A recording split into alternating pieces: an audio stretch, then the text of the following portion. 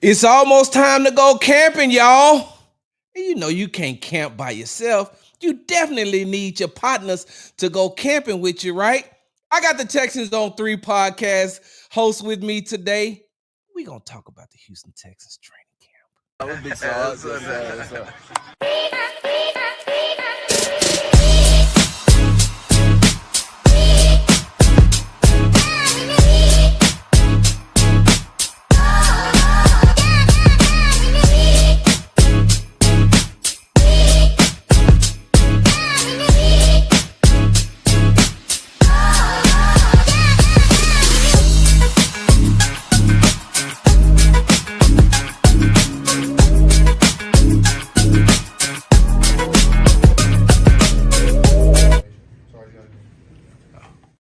Why, yes, I do, Mr. Stroud. I do have something to say. What's going on, y'all? Welcome back. I know. I got it. Hey, look, sometimes I'll be mad at me too, but don't worry about it because I'm back. Y'all don't understand. I had to go on this vacation, right? I had to go on this vacation with my wife because, you know, we needed that. We needed that recharging. We needed that. We needed to recharge, and we needed to make ourselves available for this season that's coming up, this NFL season that's coming up. And also, you know, I'm a black man and ain't never been to New Hampshire before. We'll talk about that in just a second. What's going on, y'all?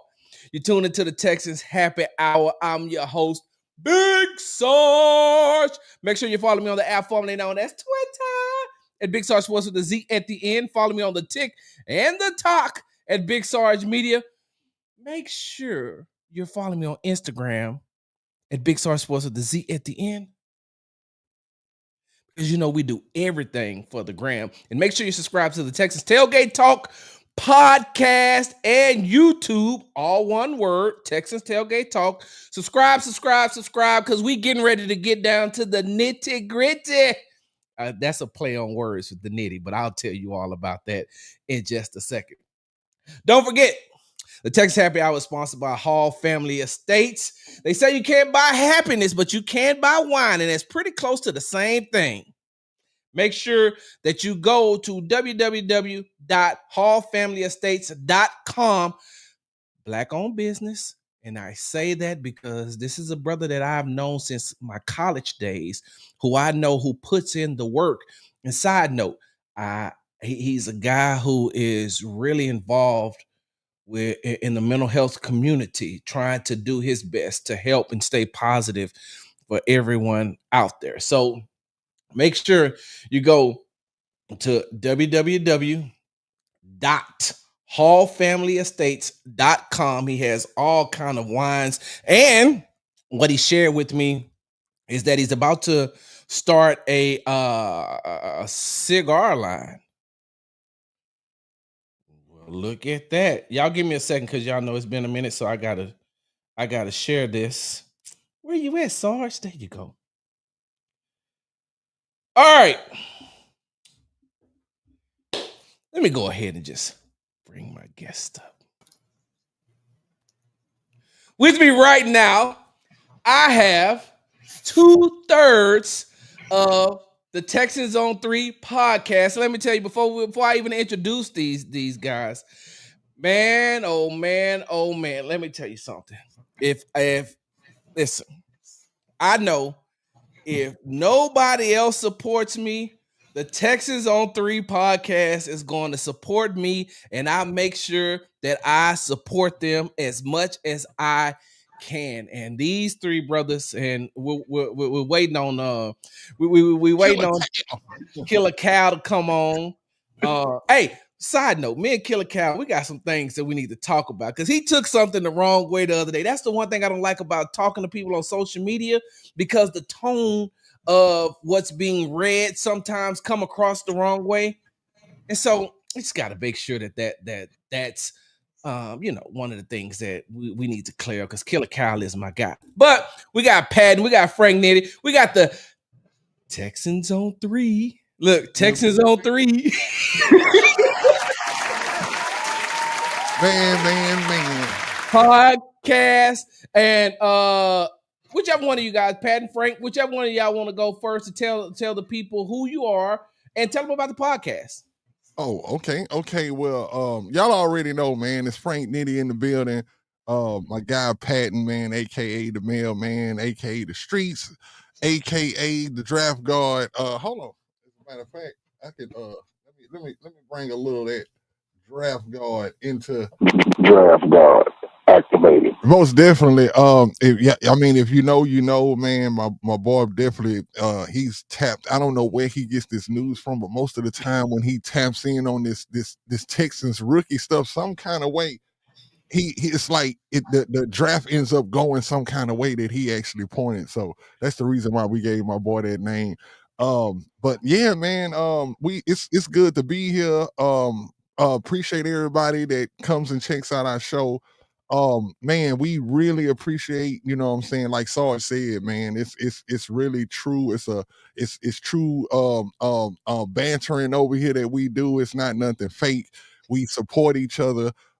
Sarge, like I said, I've been watching you do this you actually inspired me to get into this, and everything that I see that you do, it's inspiring. I mean, all the way to just being, to just having a credential to actually go and really talk with the team. It's like you like talking to you is like what's the guy who had the last name Berman? Mark Berman?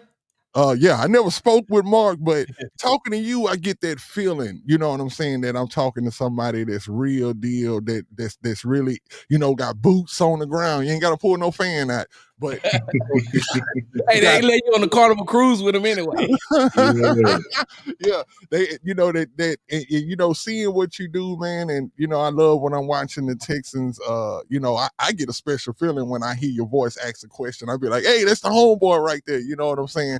And man, it's just dope what you do, bro. And I'm pretty sure you inspire a lot of people in this Texans community, because y'all know when Sarge say something, it's coming pretty much from the horse's mouth. Hey, man, I appreciate that, man. I definitely do. Go ahead, Patton.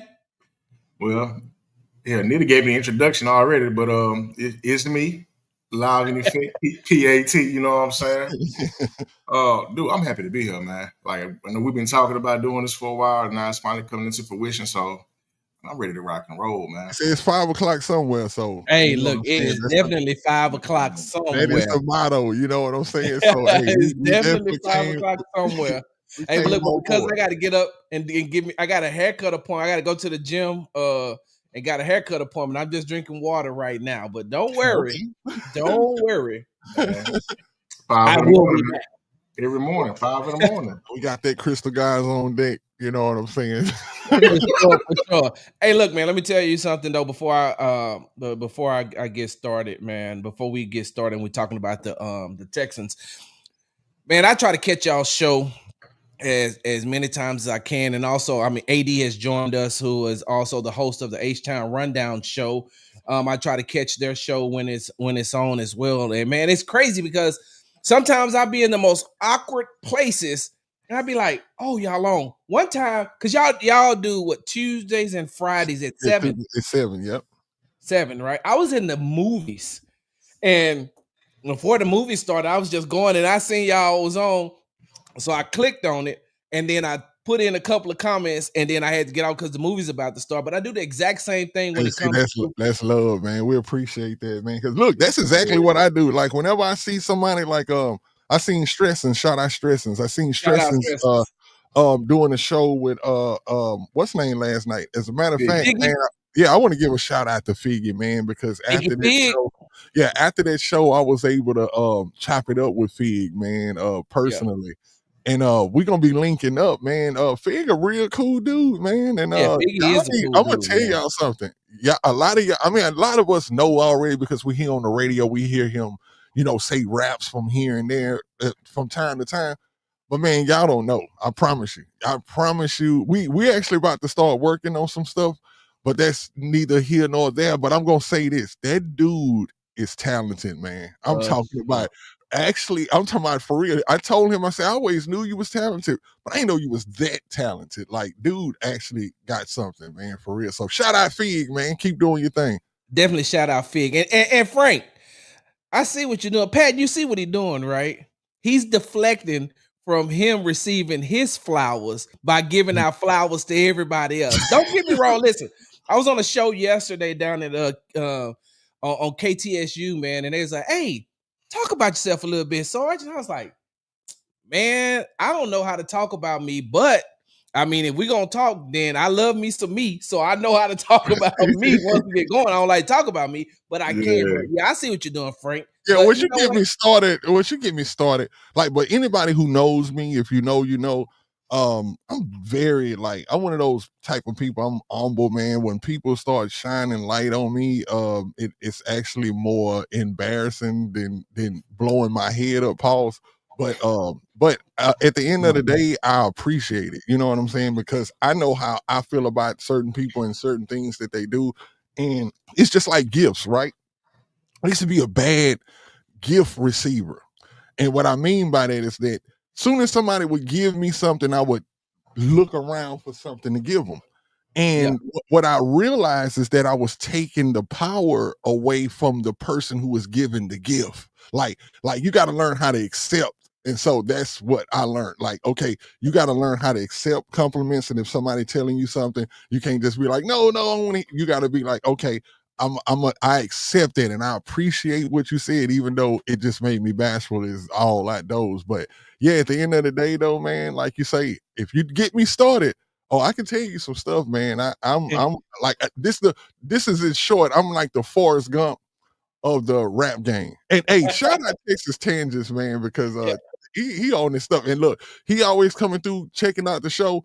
And I love that compliment. here too. Texans on three and Sarge together. He said it's Christmas. And hey, when you got the people out there saying that, man, we know we on the right track, man. So we need to do this a whole lot more. And real quick, before we get started, I'm gonna say this. So I have a book that'll be coming out later on this year, maybe at the beginning of 2026, called "How to Lose Your Butt." How to not your BUT, but your BUTT, right? Okay. Yeah. How to lose your butt, because when we are our own worst critics. Like, we criticize ourselves and we are our own worst critics. So when someone will say something to you like, "Hey man, you looking good, look like you've been in the gym," we'd be like, "Yeah, but I need to work on my abs a little more. I could do a little bit more cardio." No, we didn't ask for the butt. Like, lose the butt. We don't need the butt in there. So I said it wrong. Not your BUTT, your BUT. That's how it is. Not your B. And so we always do that. There's always a but. So when you were talking about the gift giving, right? And you like don't know how to receive the gift, and then you're taking the power away. You're right. That was right on point, because when we're receiving it, and a lot of times it isn't the gift is for you, but it's also for the person that's giving it. Hey, we have a hard time receiving things. We have a hard time receiving compliments for the things that we do and how we do it. And there's always a but. Yeah, but. And I always tell people, hey, look, I don't need the but. I'll give you that part. Hey, look, and in 2025, starting January 2025, I don't say pause. I don't say no Diddy. I don't say none of that no more. So that's why you ain't heard me say, when I say I don't need to, I go, hey, yo. Yeah, well, speaking of, and real quick about the Diddy situation, I wonder if people are still gonna say that. I don't know. I don't know if people hey, look, not in Diddy face anyway. I don't think. Well, let me make an announcement real quick. So for those of you all who are tuning into the Texans Happy Hour sponsored by the Hall Family Estates, I have a call-in line now. So starting Monday, when we do the Texans Tailgate Talk and when we do the Texans Happy Hour, I will be able to receive calls, take calls from people who support the show. But I say that to say that I also am starting up my other podcast, my Buzz and Petty podcast. I'm starting that back up again, and I will be taking calls in, and I will be talking about the Diddy situation. So I'm gonna save that because we gotta, because I already took up 15 minutes of y'all time already. So let's just go ahead and jump into the show. But there is something. I'm telling you. Hey, Sarge, can you imagine what that first day our freestyle gonna be like? Bro, hey, he gonna be all the way through. Hey, look, hey, for those of you all who don't know, right? For those of you all who don't know, some people will get this when I say this, some people won't. But when they say Sean Combs, ATW, y'all know what ATW mean, right? All the way. Yeah, all the way. That mean, hey, man, I mean you free. I done experienced that a couple of times, man. ATW, that boy gonna be. I'm telling you, straight to the booth. All right, let's go ahead. Once again, you're tuned into the Texans Happy Hour, sponsored by the Hall Family Estates. We got the Texans on Three Podcast host here with me today. So fellas, we have training camp getting ready to start in about a week. In about a week, and we're going to get this 2025-2026 season started. And there's a whole lot of excitement, but there's a whole lot of hesitation because of everything is so new. You got a new offensive coordinator, you got a new offensive line coach. You've added some, you've added some rookies to the mix. You've drafted some rookies to the mix. There's some uncertainty. And so the first question that I have for you, Patton, is what area should the Texans focus on during training camp? It's so obvious. It's the most obvious thing, and they're the most important group, the offensive line. You know, that how good can that group not only gel together, but actually like move people out the way? Yeah. What are your identities going to be? You know, we know going to training camp the first day, off the rip, the defense always win. The D line versus O line, D line always win the first day, always. And never, if you rarely hear a team that the offensive line dominated the defensive line. Now, if that was to happen, then I'll be more so worried about the D line, which I'm not worried about at all. Probably the Dallas Cowboys in the early 90s. Yeah. They probably were smashing the defensive line. You know what I'm saying? Maybe with the Hogs, but with this offensive line, man, who's going to be where? We got a general idea of who's going to start where and all that, but how well can these guys gel together? How quickly can they pick up this scheme? And how nasty they going to be? Like, whoever the two tackles are, I'm pretty sure Cam's going to be the left tackle, and I want to say either Blake or Ursary, maybe the right tackle.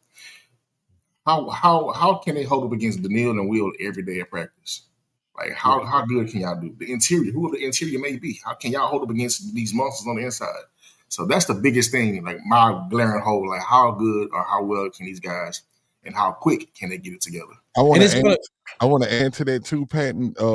That offensive line, I think what they said, PFF, the grade that they gave him being the 32nd offensive line in the league. Yep. Man, we know what that does. Like that's bulletin board material.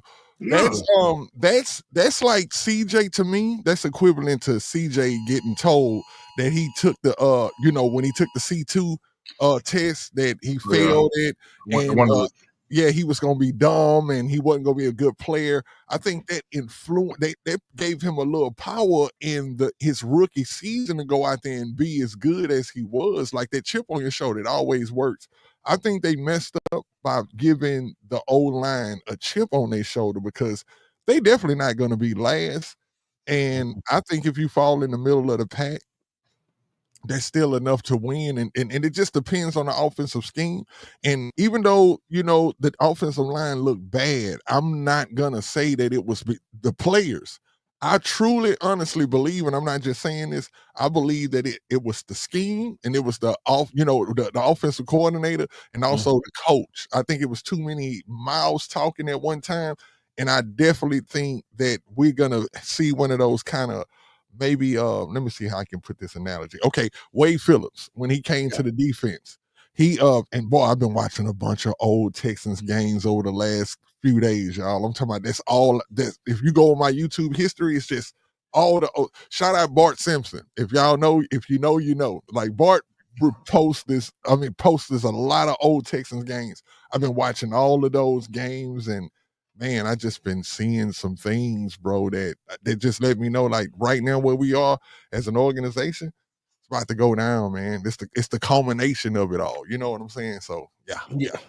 And one thing I will say is whoever the right tackle is, and I mean because they do, even sometimes when they take the nail out, they'll move Will over to the left side as well, or his right side, but to over across the left tackle. I will say this, man. I was just with Will about 2 weeks ago, week and a half, 2 weeks ago at his youth football camp down in Georgia.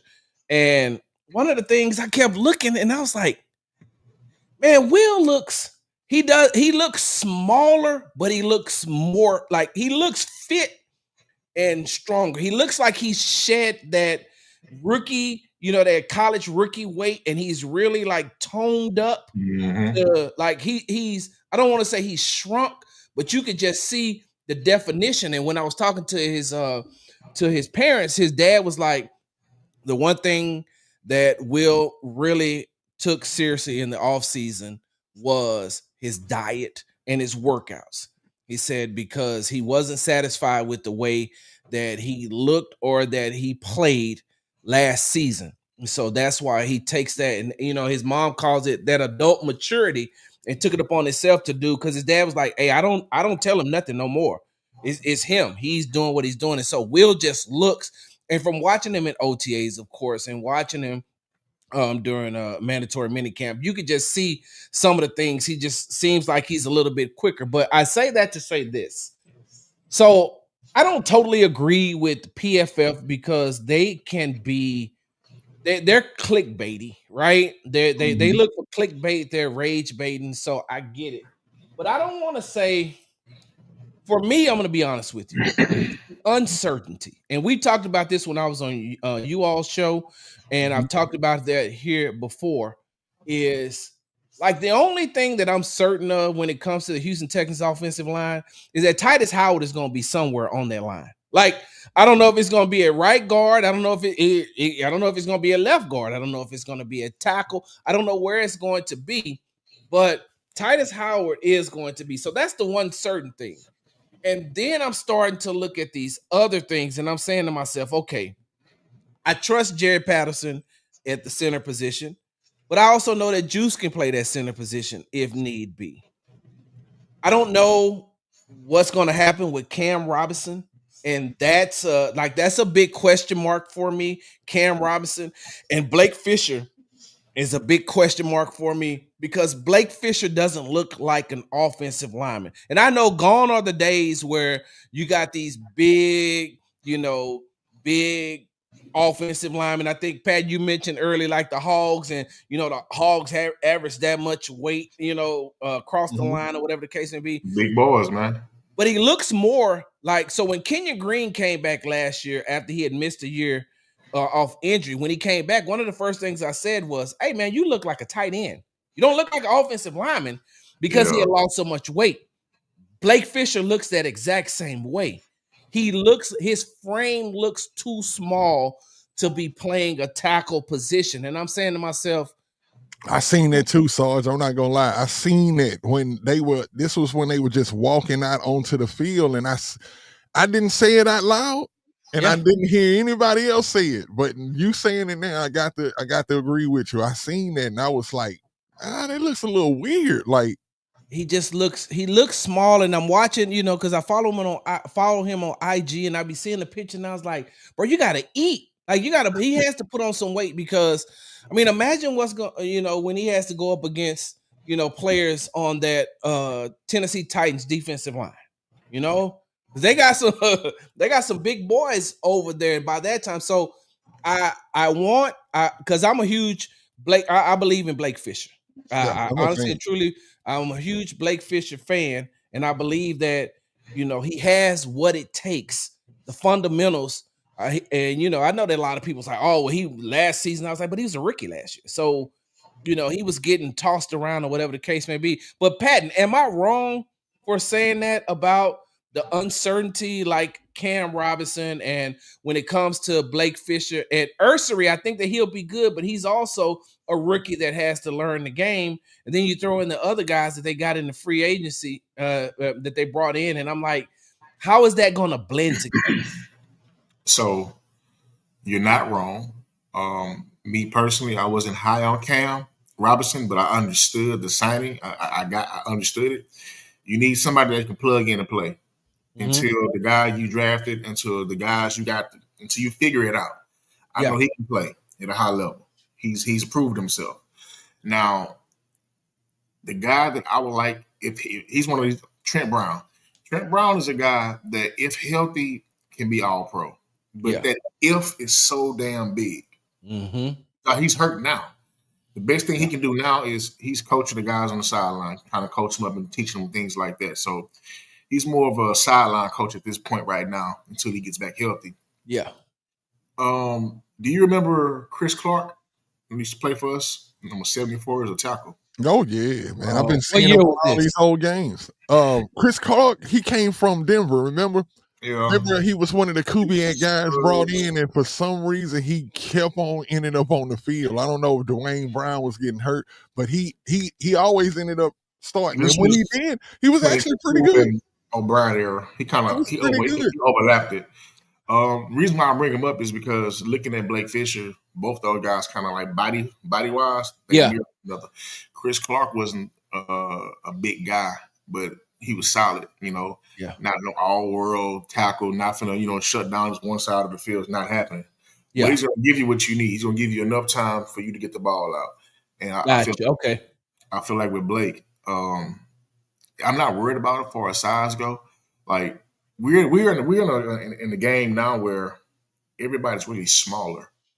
Like everybody's, when I say smaller, I mean like weight wise. So you got some guys that's tall, but most linemen now, if they are 300 pounds, you can't really tell. Yeah, you really can't tell. Like you have defensive tackles bigger than the entire O line now in today's game. So it's more so about technique more than ever. Yeah. You ain't got to, as a former lineman, low man win. Now you a tackle, you know what I'm saying? So you got to be able to put that foot down and hold it down on that side. But I don't know if I'm comfortable with him starting out the gate. Yeah. Now if he has to, then okay, that lets me know that Ursery's not ready. Yeah. You saying you don't know if you comfortable with Robinson starting? No, Blake. Blake. Okay. Yeah. Blake. Yeah. I mean, just according to what we've seen from what Fisher is, let's just put our mind in like an actual NFL GM, right? And we know how they work. He's Blake's gonna get the opportunity. You get what I'm saying? He's gonna get the opportunity just because of where he was taken in the draft. Yeah. And being that Ursery is a rookie, he's gonna have the opportunity to have that spot. But I don't think it's in cement. You know what I'm saying? I think that it's gonna be, if he ain't on point, we may see Ursery, because I believe D'Amico, and not only D'Amico, I believe Papa. What's his name again? Cole Popovich. So it's Popovich. Okay. So I've been saying Popovich all this time, but every time I say Popovich, I know who I think about, right? So, sure. I'm like, hold on, am I saying the wrong thing? But no, Popovich, if he's what we know that he is, and this is another thing too that I heard, but I hear nobody talk about this, right? Who was it that Popovich was under in New England? It was Skarnacki, right? Yeah. Okay.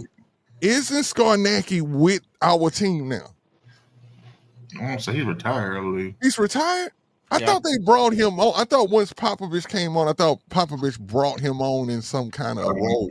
The last Shaplinski is with us. I don't see him on. Oh, Shapinski. Okay. So who is Shapinski? Is he's somebody that was with New England too, right? Yeah, and he was with the Rams too. I think. Okay. He's So the that's who I offensive might be. assistant passing game. You got to think about it. Skopinski and Skarnacki in my brain sounds the exact same. Even though it sounds completely different, in my brain it sounds the For same. medicinal purposes only, but but I will say this though. I think that Larry Payton. Oh I Lord, don't think that the Texans should. be careful talking about the Patriots, man. Dr. Payton down there. Oh yeah. I see Larry. What's going on, Larry? My thing is, I want the Texans to I want them to figure it out early. And I think I said on a podcast, one of my podcasts before I went on vacation, I was like, the Texans have to hit the ground running early on offense because their first three opponents is the Rams, the Bucks, the Jags. I'm sorry. Their first four opponents is the Rams, Bucks, Jags, Titans. And then after that, they play the Ravens, Seahawks, 49ers, and the Broncos.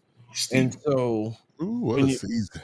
Right. And so when I feel like, as far as the defense is concerned, the first four opponents, the first four opponents were the Rams, Bucks, Jags, and Titans. I feel like those are all winnable games, and that's going to tell you what you need to know going into the Ravens, Seahawks, 49ers, and the Broncos. And so I feel like they should look early and say, if Blake Fish ain't working, then maybe we need to move Titus back to right tackle and put Juice Scruggs at the right guard, or put not Laken Tomlinson, but what's the other guy that they got? Laken gonna be a left guard. Huh? The guy we disagree on, Ed Ingram.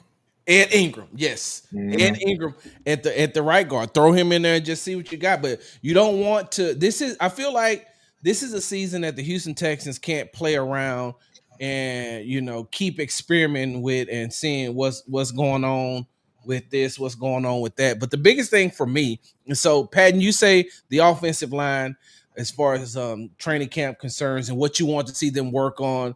Frank, you agree with that as well? Oh yeah, most definitely. I agree that I definitely want to see what this offensive line, like you say, I agree with both of y'all as far as the offense. The offense has to hit the ground running, and I think that one of the dopest things in the universe is shining on us is we get to play the Rams first, right? Yeah. The Rams, that game is gonna like that. That's like going to see the doctor, right? Like that game is gonna tell us so much about what this offseason, what all culminated in this offseason, and it's gonna show us what this offensive line is, because whether y'all know it or not, and a lot of us don't remember, the Rams have a serious defensive line. Yeah. And if we got any problems on that offensive line, we're gonna see it week one when we playing against the Rams. Not only a team where Nick Caley is coming from. You get what I'm saying? So you got a team. This is gonna be a chess match between McVay and what Caley is doing, because McVay is gonna feel like, hey, I know a little bit of what Caley is throwing out there. I know what he's probably doing, and Caley is gonna probably be showing some things to McVay, like, look, it looks like this is what I'm gonna do, but probably do something different. But I believe this is a great game for week one. I don't think y'all know that this win, lose, or draw. Yeah, we're gonna learn a lot about this game. This game here is gonna be a good game to propel us into the season. Well, I'm gonna tell you like this. I'm one of the things, and I'm gonna talk about this on Thursday's show, is yes, the Rams versus the Texans. I'm looking forward. I want to see, CJ going against Matt Stafford. I want to see Caley going up against who I feel is the most brilliant coach in the NFL right now, in Sean McVay. What's up, Killer Cow? What's happening? I feel like that Caley going up against Sean McVay, but that ain't what I'm focused on.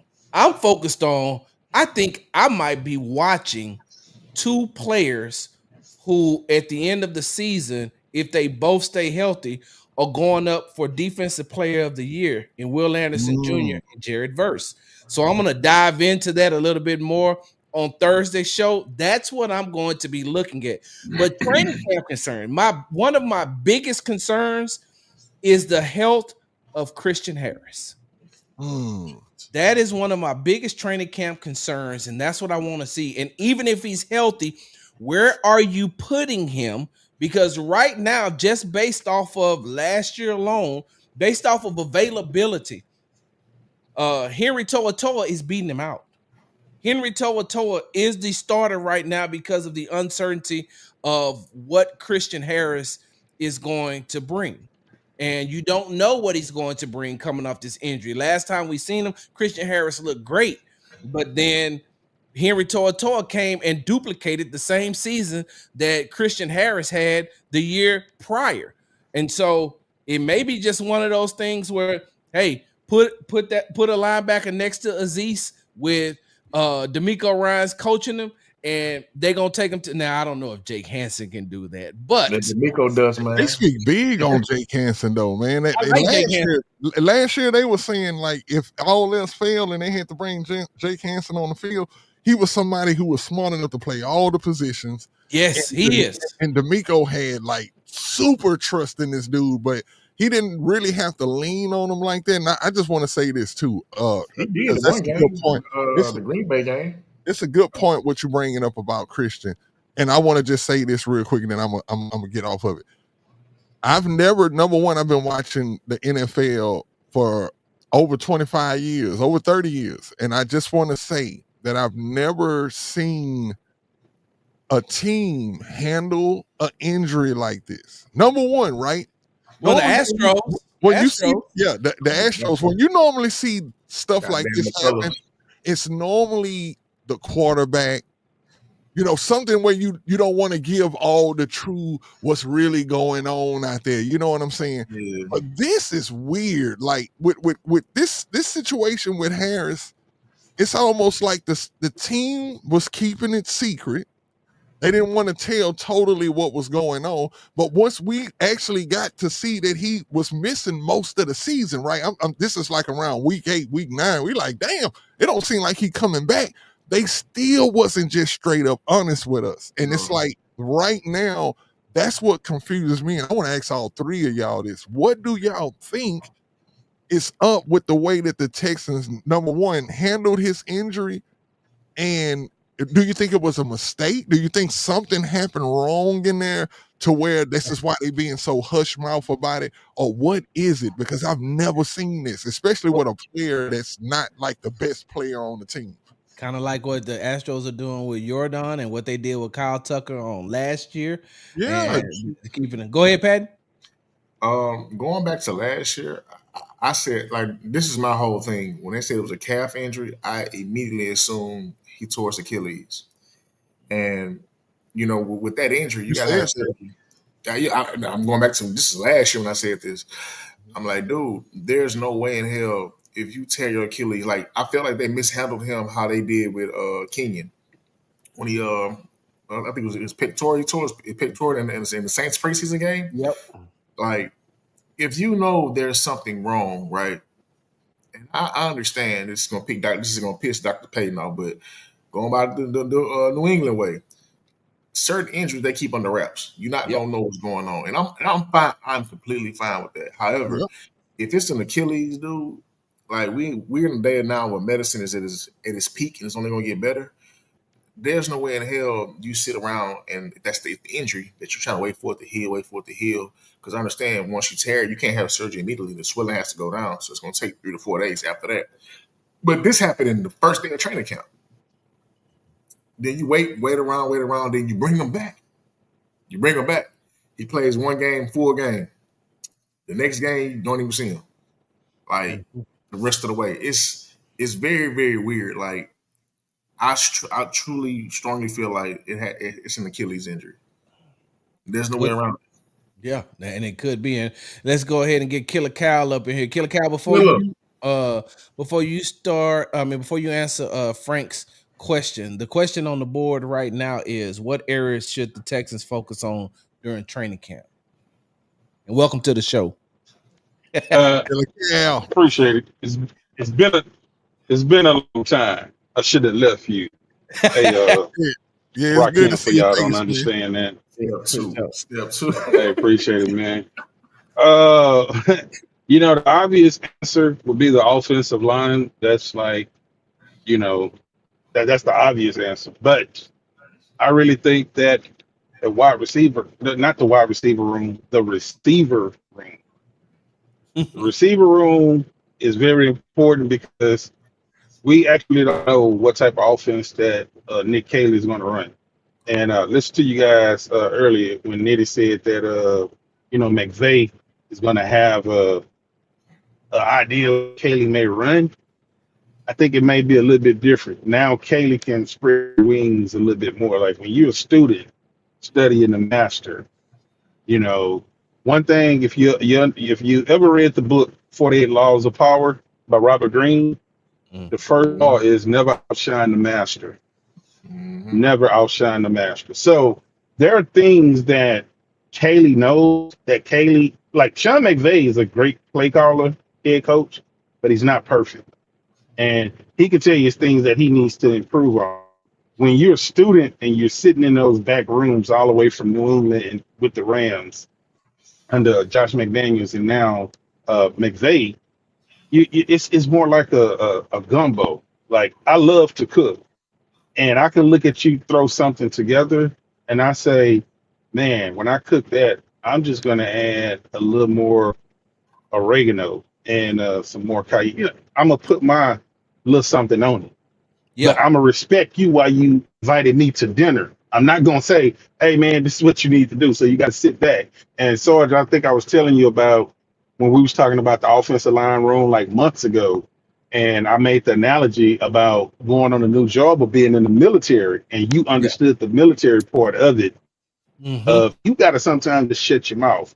So, hey, man, I'm talking. I haven't been on air in a month, so just excuse me for a second because I'm on the tangent. But that receiver room, we don't know what he's going to run. So, look, Joe Mixon can't catch out of the backfield. We know Woody Marks, what he can do. It's been on paper. It's been proven. Nick Chubb can catch out of the backfield, too.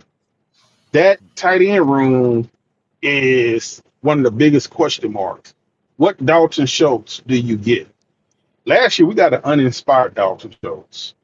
Dalton Schultz know that he's not old enough to retire. He probably feel like he has one more contract in him.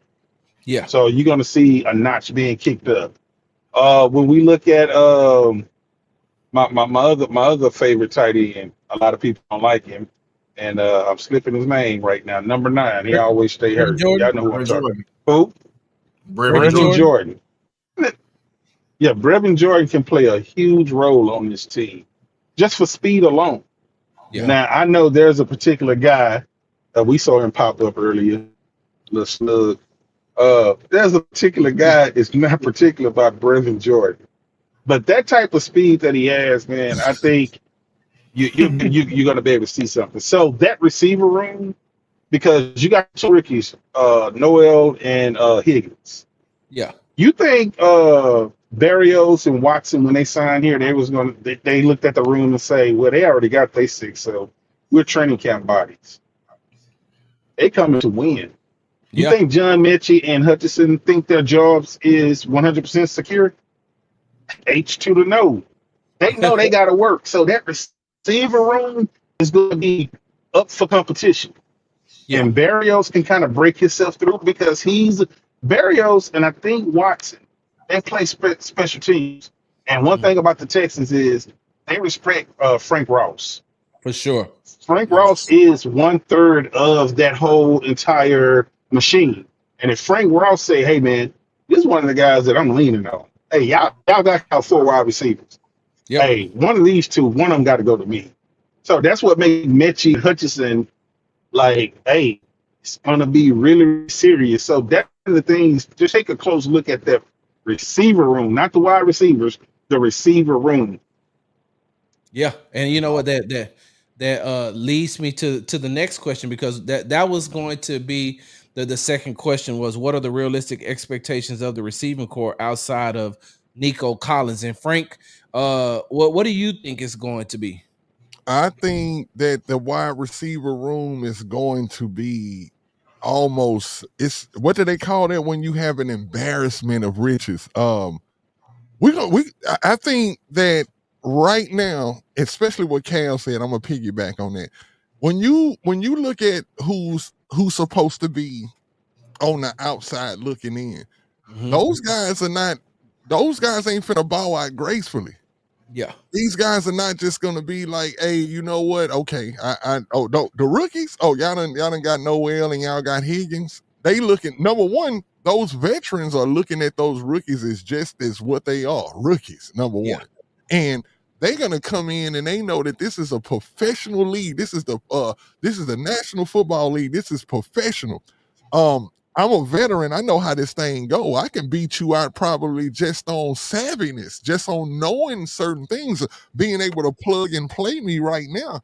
And I think that, like those guys that you named, Berrios and Watson, one of those guys are gonna actually make the squad, I believe. I don't know which one it'll be. I'm leaning more towards Berrios because he's special teams, but I've heard an interview with Watson. I heard him. I got a chance to hear him in the interview, and dude is really like he had me like just listen to the interview, just crump about the season because I know what his experience is. He's played in a lot of important games, and when you able, and he said that that's one of his biggest things, that he's played in a lot of important games, and it's enriched in him, instilled in him already, right? So I think, man, that it's really gonna be too good. I mean, barring injury, which I hope nobody gets hurt, but man, to be honest with you, if you just start from Nico,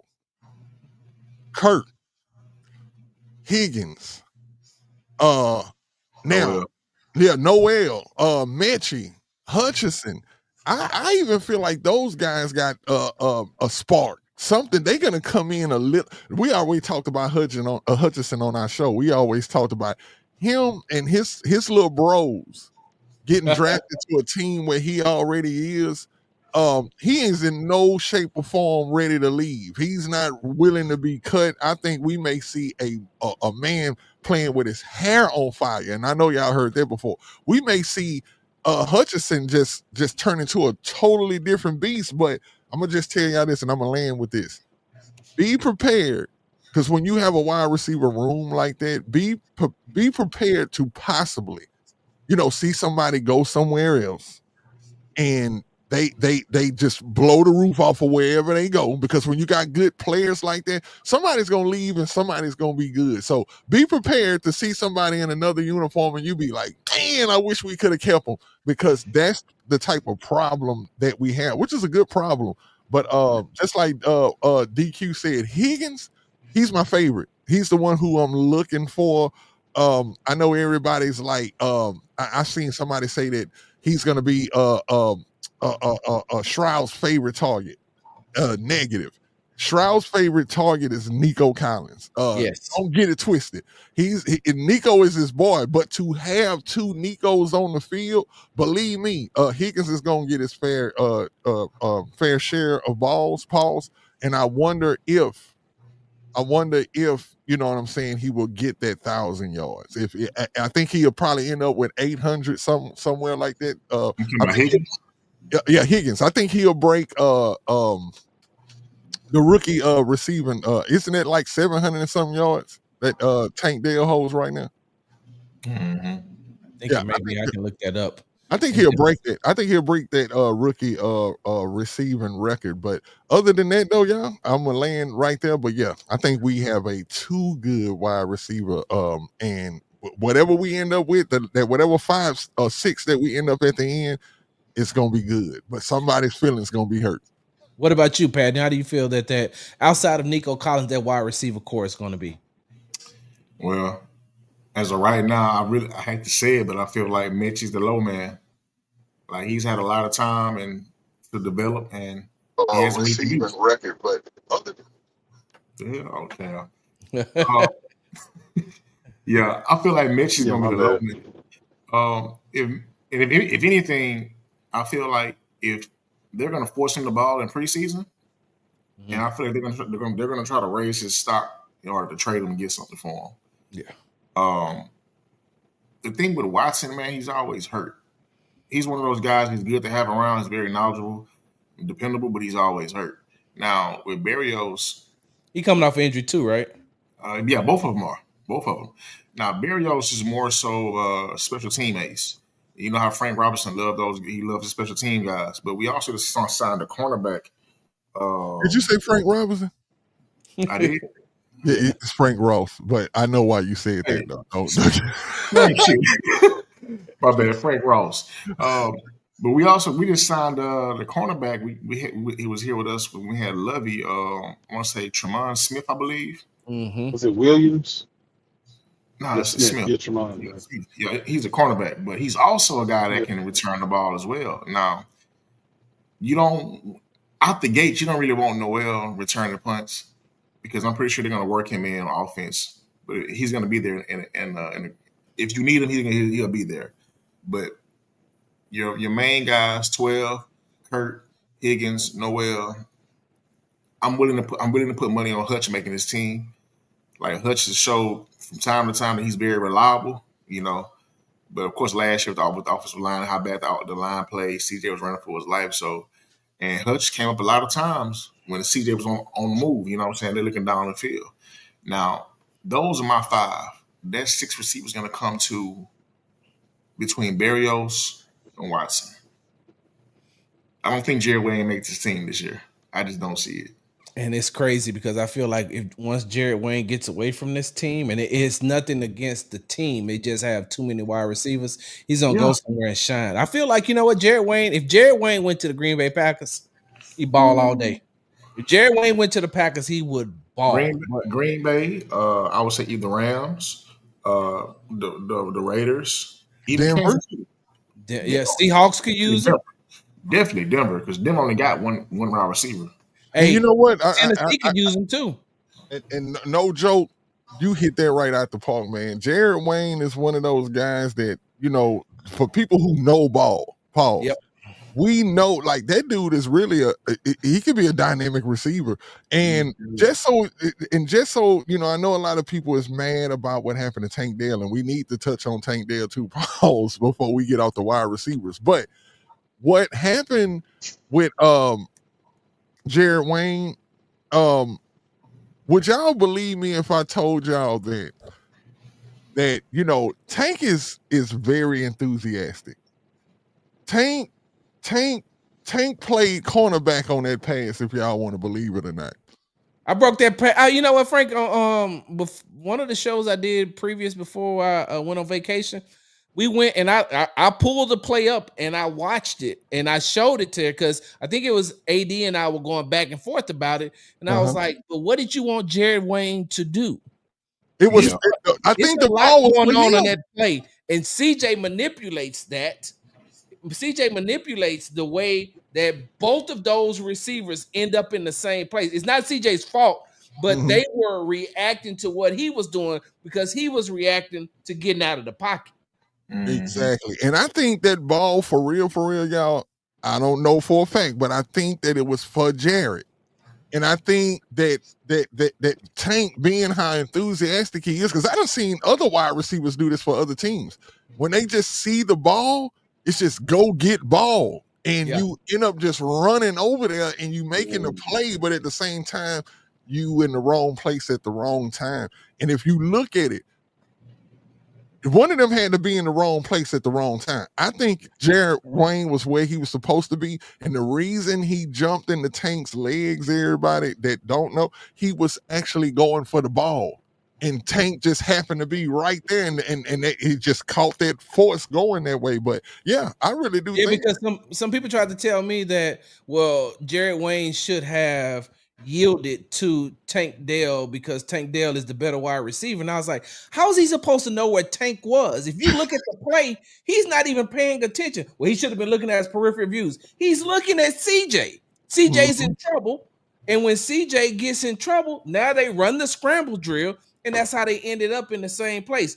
Real quickly, though, and Killer Cow, I'm going to take it back to the in the trenches days, because, you know, they like to say I was trying to give hot takes and this, that, and other. And, you know, Indy still apologized to me about my take on Jalen Hurts.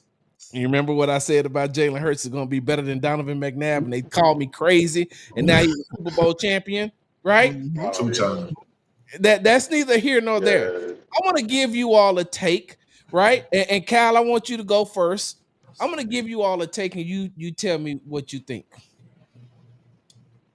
Either Berrios or Watson won't make this team. Both of them may not make this team because of the undrafted wide receiver Daniel Jackson out of Minnesota. He's a monster. He is a monster. He can play the game. I don't know if y'all remember me asking Ursery about him, and Ursery said, "Hey, I ain't never seen him drop a pass in practice." He said, "I seen him drop some in the game." He said, "But he says I very rarely ever seen him drop a pass because he's one of the guys that I looked at immediately because like everybody was looking at Higgins, everybody's looking at Noel, and I was like, well, who is this guy though?" And his routes are crisp and clean. And once he learns the NFL speed, once he learns how to play at NFL speed, I think he's going to be really good. I don't know if you all seen the clip that somebody put out about him at Minnesota, and they showed him run this route, and he went this way, and the defensive back like ball the ends over there, and he just cut back out. He was wide open for a touchdown. And so, Killer Cow, am I on something or on to something? That's good. You're on to something. You're on to something, but let me get a far. If he was placed on the practice squad, what 31 other teams will say, yeah, I'll carry him on my 53-man roster. You think somebody will pick him up and say, yeah, I'll carry, because he's undrafted, right? Yeah. So there's a team out there of the 31 that says, oh yeah, we're gonna bring him as part of our 53-man roster. If you think that you have a chance to lose him, yeah, go ahead.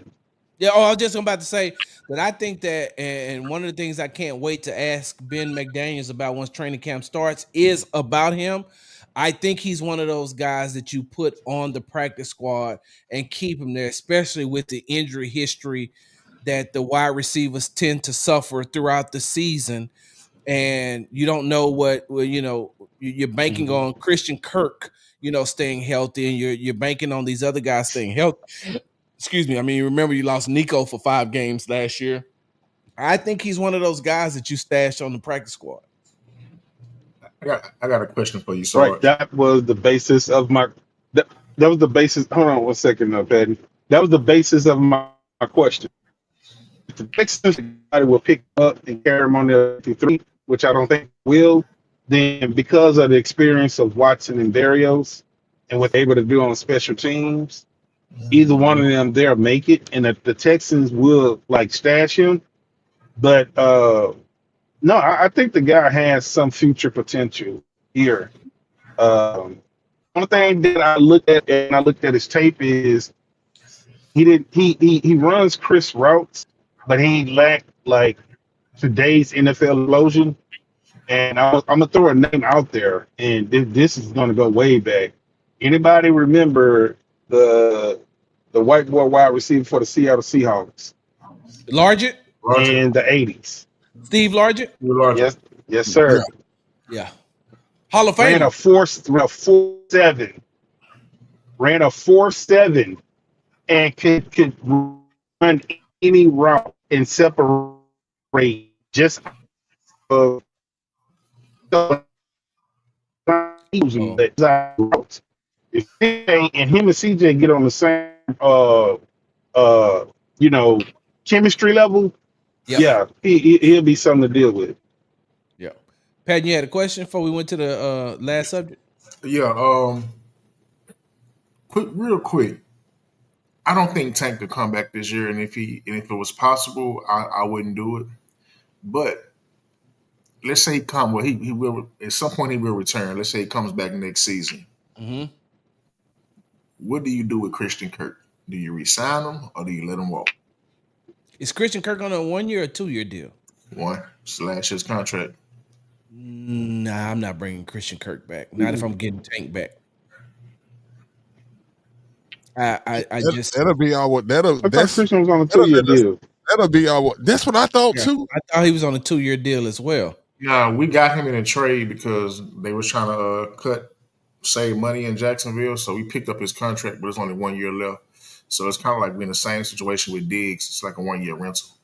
Gotcha. You only gave up a 7th round for him. But the only reason why I asked that is because I feel like this year, like let's be real, we don't know what type of receiver he's going to be, what type of player he's going to be when he comes back. Mm-hmm. And if Christian Kirk goes out there this year, and I feel like he's going to be a 1,000-yard receiver, 7 to 8 touchdowns, I feel like he's going to have a very, very productive year with CJ throwing the ball to him. If he goes out there and balls out, like plays all the games, no injuries, that's going to be a hard bargain to drive, man. Well, here's the thing, though. Here's the thing. We're talking about Christian Kirk in the slot, right? Primarily. Yeah, no, then I don't think he comes back. I'll keep I would have to keep Kirk over Tank because Tank doesn't want to play the slot position. Tank, I don't know how good.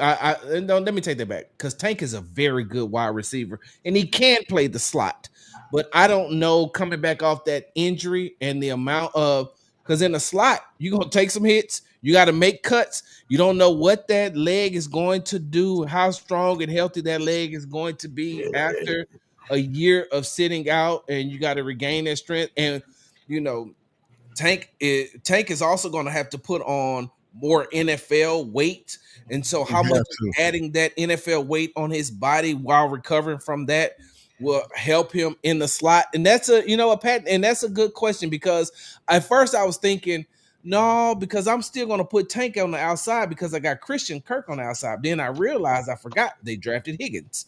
And so Higgins is going to be on the outside and Kirk is going to play in the slot. And another thing that he's going to go up against, another thing that I feel like Tank is going up against if you got to play him in the slot, Noel plays the slot very well too. That's what I was about to say. I promise I was just waiting to say it. Higgins prefer to play in the slot. Yeah, he's like Higgins playing the slot, and then you got Noel. If both of these rookies take off, man, I'm telling you, Kirk gone, and Tank can take his time.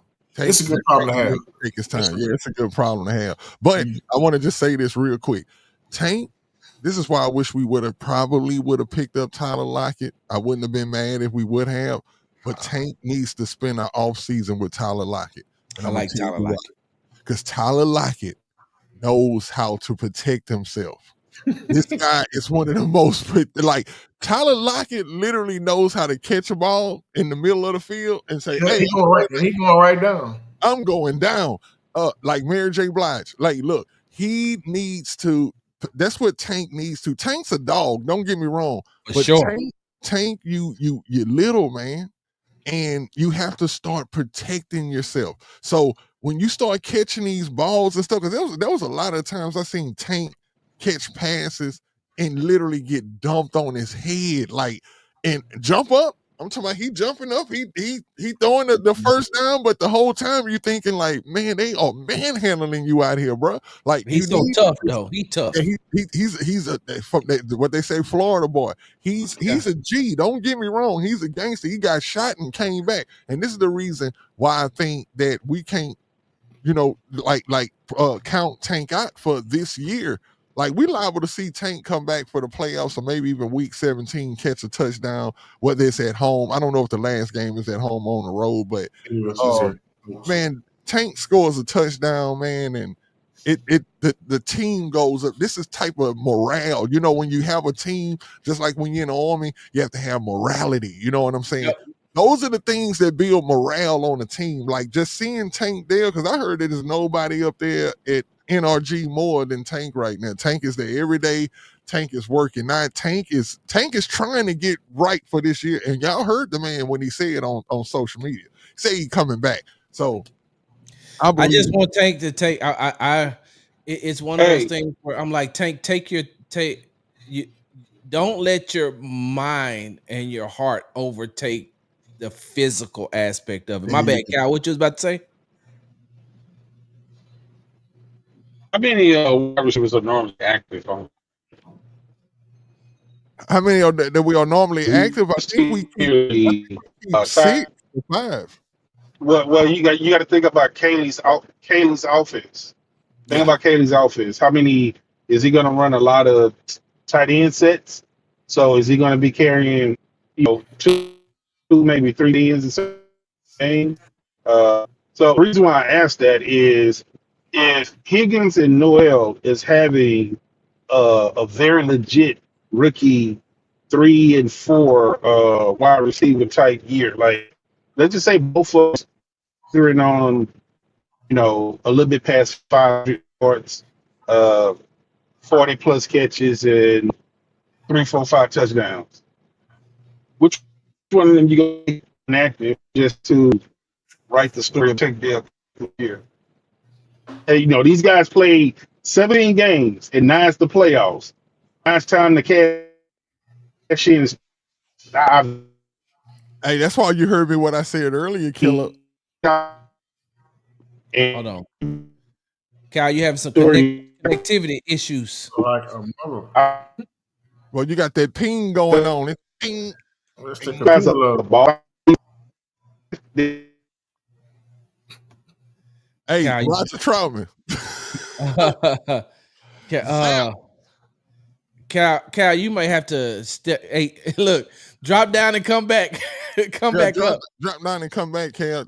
Drop down and get your eagle on.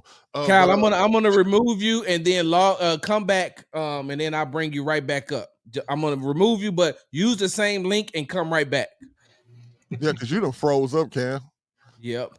And this is what I was one of the things that I wanted to say real quick, and I want Cal. Is he back? Oh, not yet. No, not yet.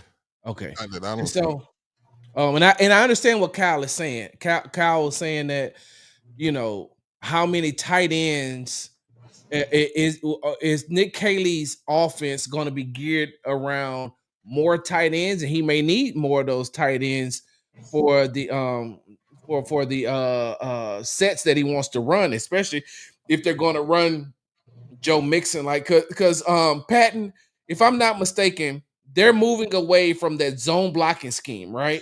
Power gap. Mm-hmm. And going to the power gap. And so in that type of system, fellas, do you need more tight ends on the field? Not necessarily, but it'll help. Yeah. And nobody's giving Case Stover an opportunity. I see. Ain't nobody mentioned Case Stover yet. You got to look at what what's the name does, what the Rams do, and what the Patriots have done. Shout out Larry Payton.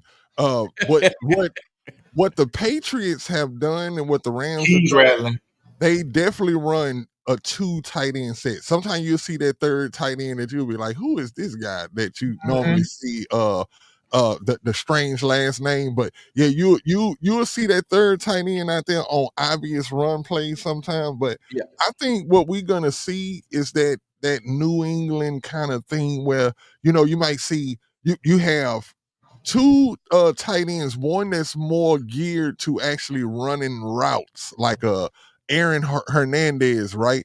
Aaron Hernandez was more of your finesse tight end, even though he can get in there and mix it up. We know he can mix it up. But sure. But when you look at what Gronk was, right?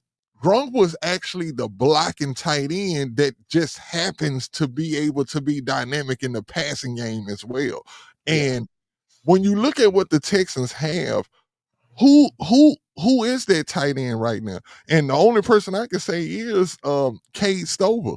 Cade Stover is the one who can probably be that Gronk type where he's going to be big enough to actually get out there and block. But I think Luke will eventually take that spot because you look at what he is as an Iowa tight end. This is what he's built on being, and shout out CJ Fedorowicz. Being that I've been watching a lot of these old games, y'all, man, like it's some stuff that just gets brought up, man, when I think about CJ Fedorowicz, man.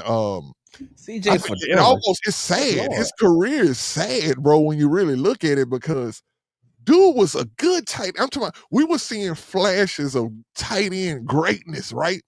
And then you would see it just through any regular game. dude would just catch a ball, get smacked, right? And you see him lay on the ground and grab his head every time. It was like he could not just get hit, bro. And sometimes these weren't even big hits. He just bro would lay on that ground like, oh my God. Like it was Frank, crazy. I'm just glad that they got rid of Kahili Warren, the underwear model. I'm glad they got rid of him, and I'm glad that they. And what was the big guy who?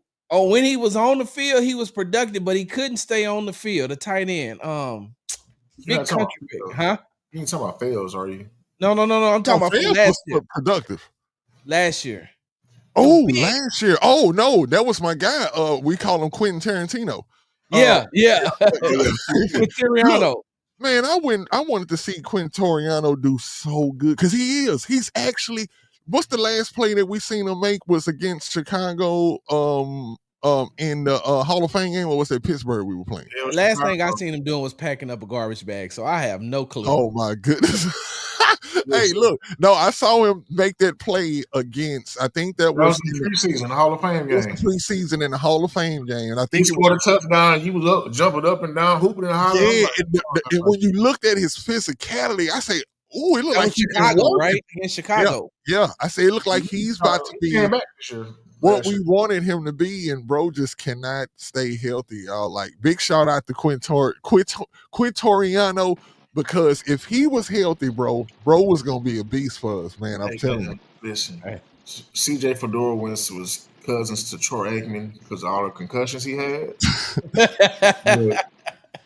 I'm telling y'all now. He was worse than Troy, though, bro. I promise you. Just go back and look at some of them games, bro. It's sad. I don't want to hurt like that right now, but it's sad, bro. I'm like, God, bro was catching the balls wide open and just. As far as tight end talk go, man, the GOAT is already here. He just needs time to get acclimated. Okay, so yeah, I know you about to say the rookie. I know you love rookie. He gonna get it. Sarge, he gonna get it, man. You gonna see. I'm telling you. You gonna see. Hey, look, I'm gonna have to see because look, I seen what a healthy Brevin Jordan can do. If Nick Caley is who they say he is, maybe he can, and he coached the position. Maybe he can revitalize and re-energize Dalton Schultz. And I know Kay Stover can play with his hand in the dirt. You can put him in motion. You can stand him up. He actually looked faster this year too. Okay.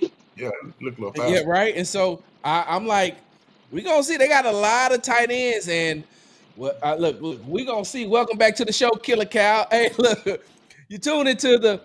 I've been talking so much, man. I feel like, look, this like like we just sitting at the pool hall or just chopping it up. That's what it really is like for real. That's the vibe I'm getting. Over at hey, wait, well, maybe I'm the only heathen in this group, but Frank's after after a long night. No, believe me, I'm well tapped in all the Houston night. Wait, what's the pool hall that was over on the southwest side? Cornbreads, man. Huh? Cornbreads, right? Yeah.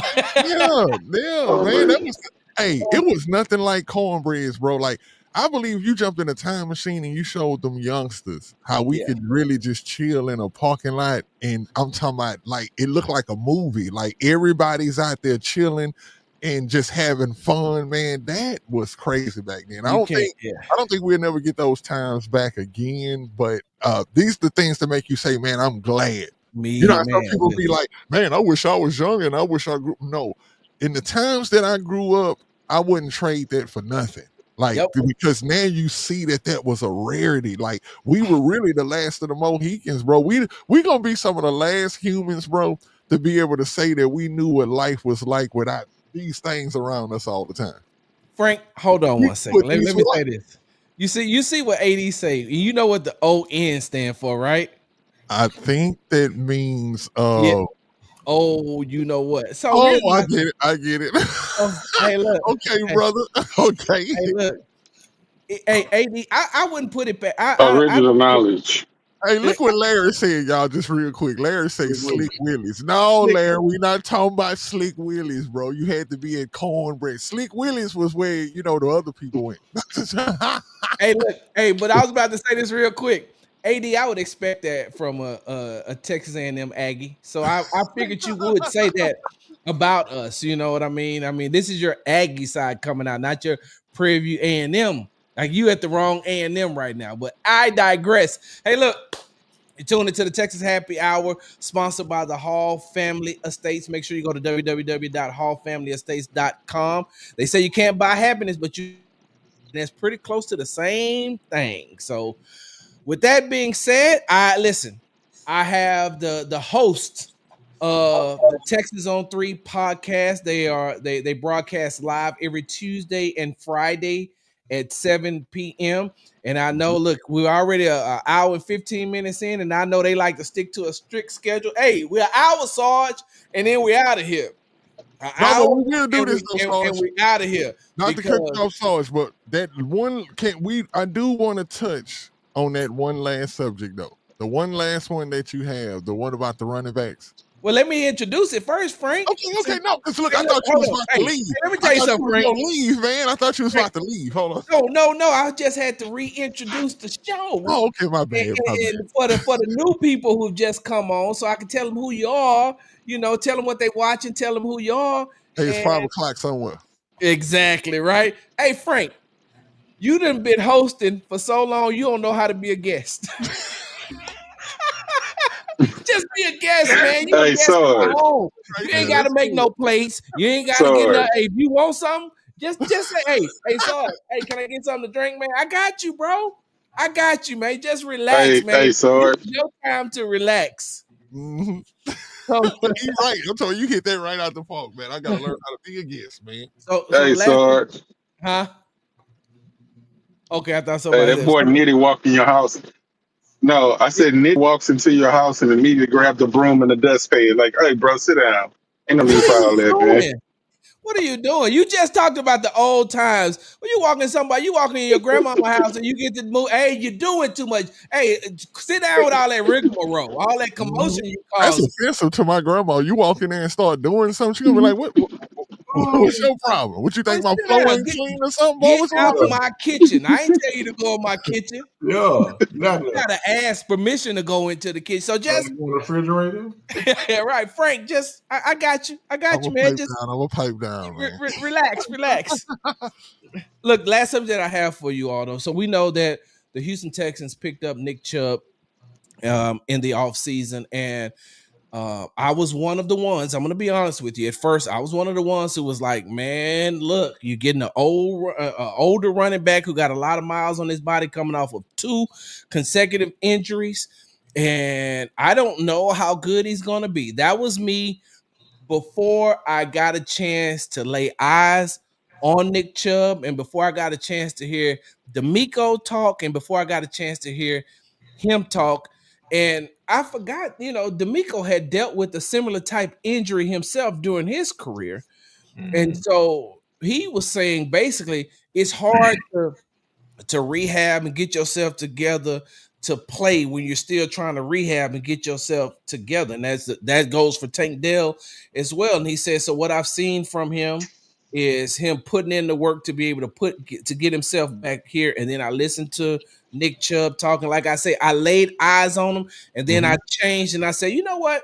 Okay, I can see this thing working. And so I said, if you can get 85% of 2022 Nick Chubb when he made second team All-Pro, if you can get that to go along with Joe Mixon out of the backfield, you got a dangerous 1-2 punch, and that would be the one. If they can stay healthy throughout the year, that would be the 1-2 punch that will get you over the hump in that divisional round. Because one of the things that the Texans need is to control the ball more, and they need to keep the wide receivers healthy too. But if you got that running game and you got to go up to Baltimore during that time of the year, or you got to go to Kansas City or to Buffalo during that time of the year, hell, even Denver, you may have to go to Denver. And so during that time of the year, you're going to have that running game strong. So I prefaced all that to ask you all this question. If Chubb stays healthy and doesn't get traded, right? Because you don't want Chubb to show out in training camp, and the next thing you know, Nick Caserio puts him on the what's the plan that got the running back sent to what's the running back thing that got sent to Minnesota? Back to Minnesota? Oh shit, Cam Akers. Yeah. Akins. You don't want to put him on that plan. But if Chubb stays healthy and doesn't get traded, does that mean the end of Dameon Pierce? Go ahead, Kyle. You can go first.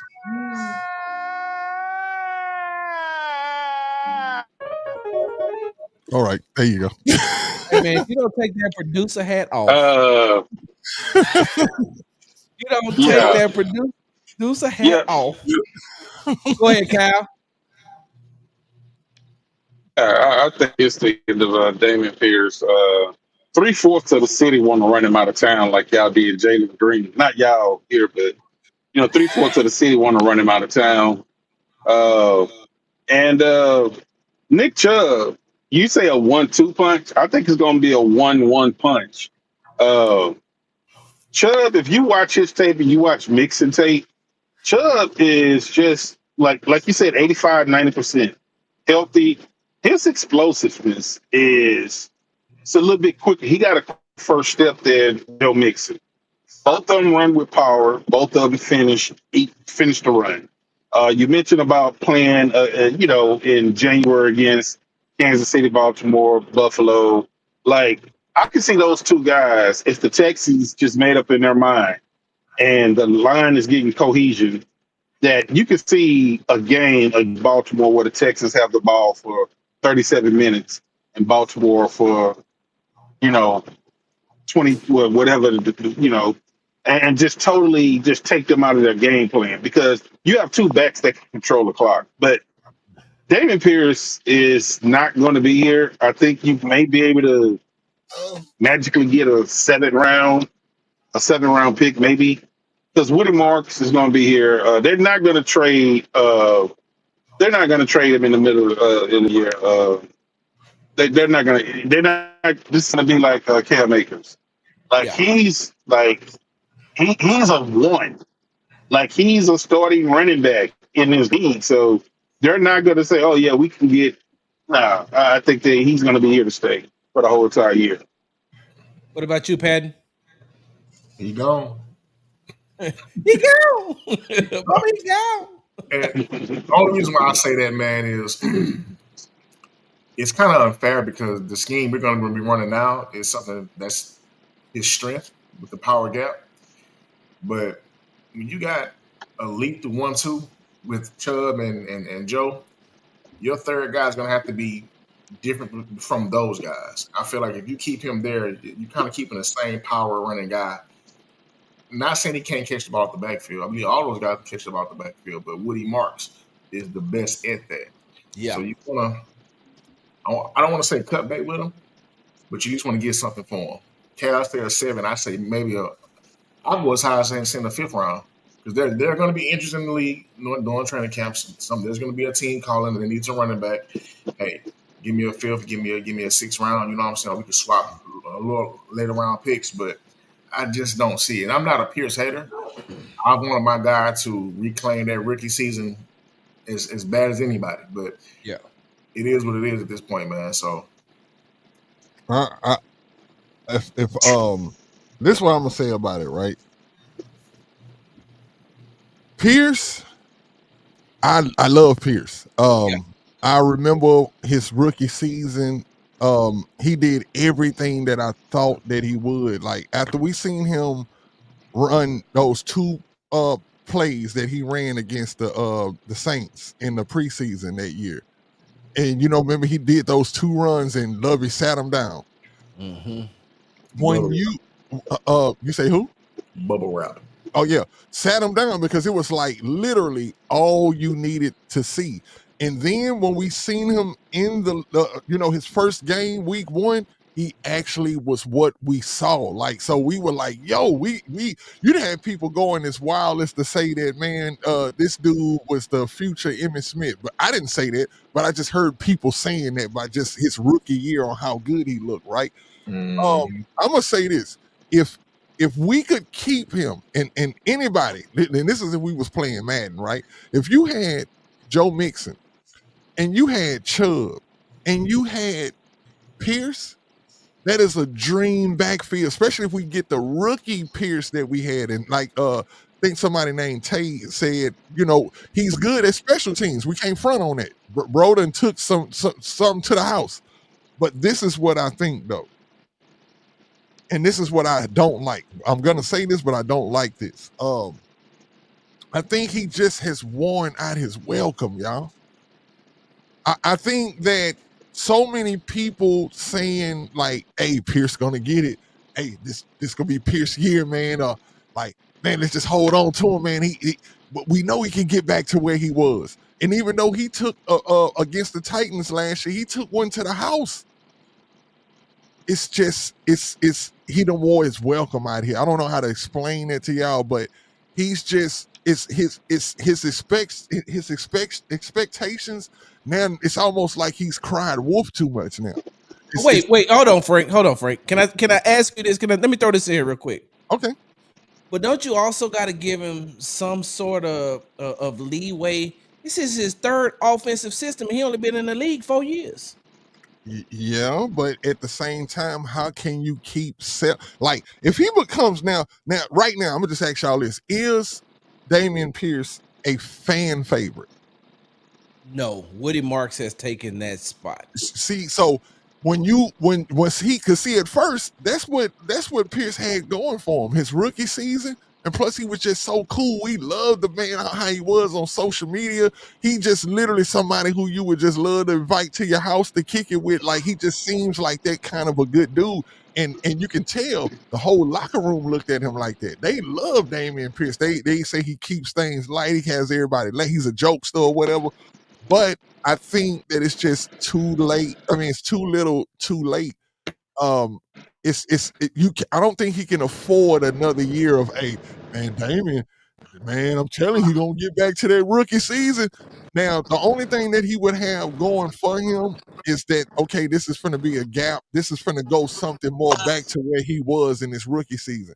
I think if we lose Dameon Pierce, it'll be sometime during this training camp. I definitely believe when they throw the pads on, they're actually running this scheme like how it actually supposed to be run. If they don't see instant improvement from Dameon Pierce, he's gone.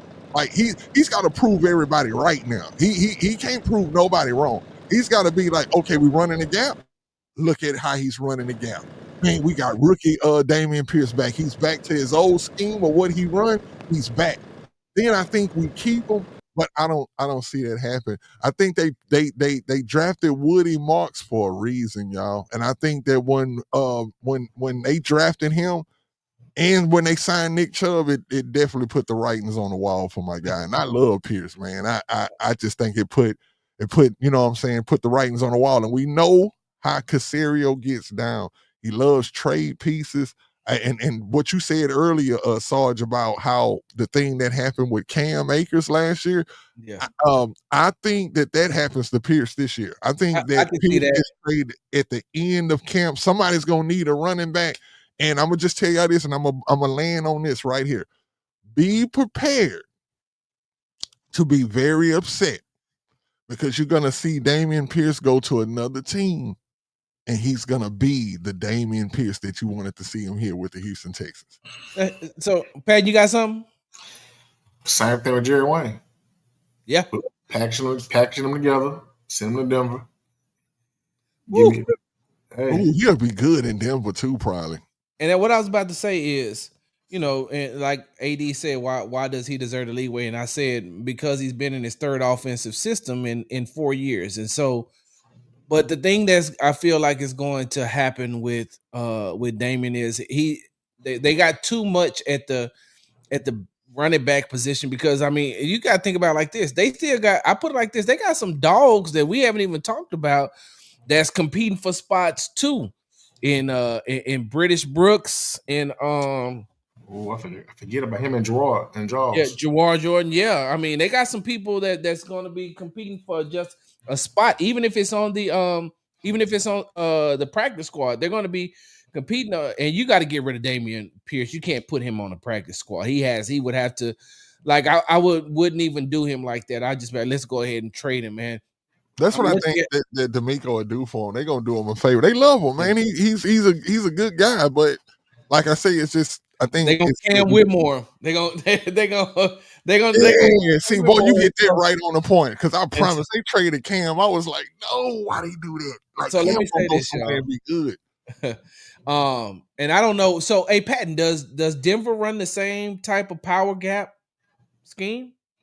It's like New Orleans. Oof. What about Pittsburgh? Do Pittsburgh run that too? Yeah.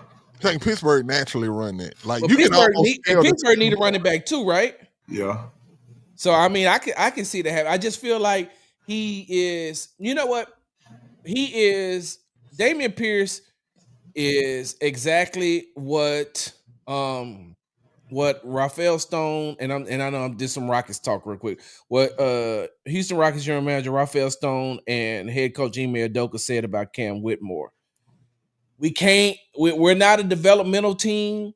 We're not. They're not tanking anymore. They're trying to win now and win big, and so they don't have time to wait for Dameon to get adapted to a new scheme. They don't have to develop in a new scheme to develop, and so it'd be best to just cut your losses, trade him, get something back, but send him to somewhere where where he could be happy as well. If this was Dameon Pierce came in at the right time to shine, because when he got here, he looked amazing in his rookie year.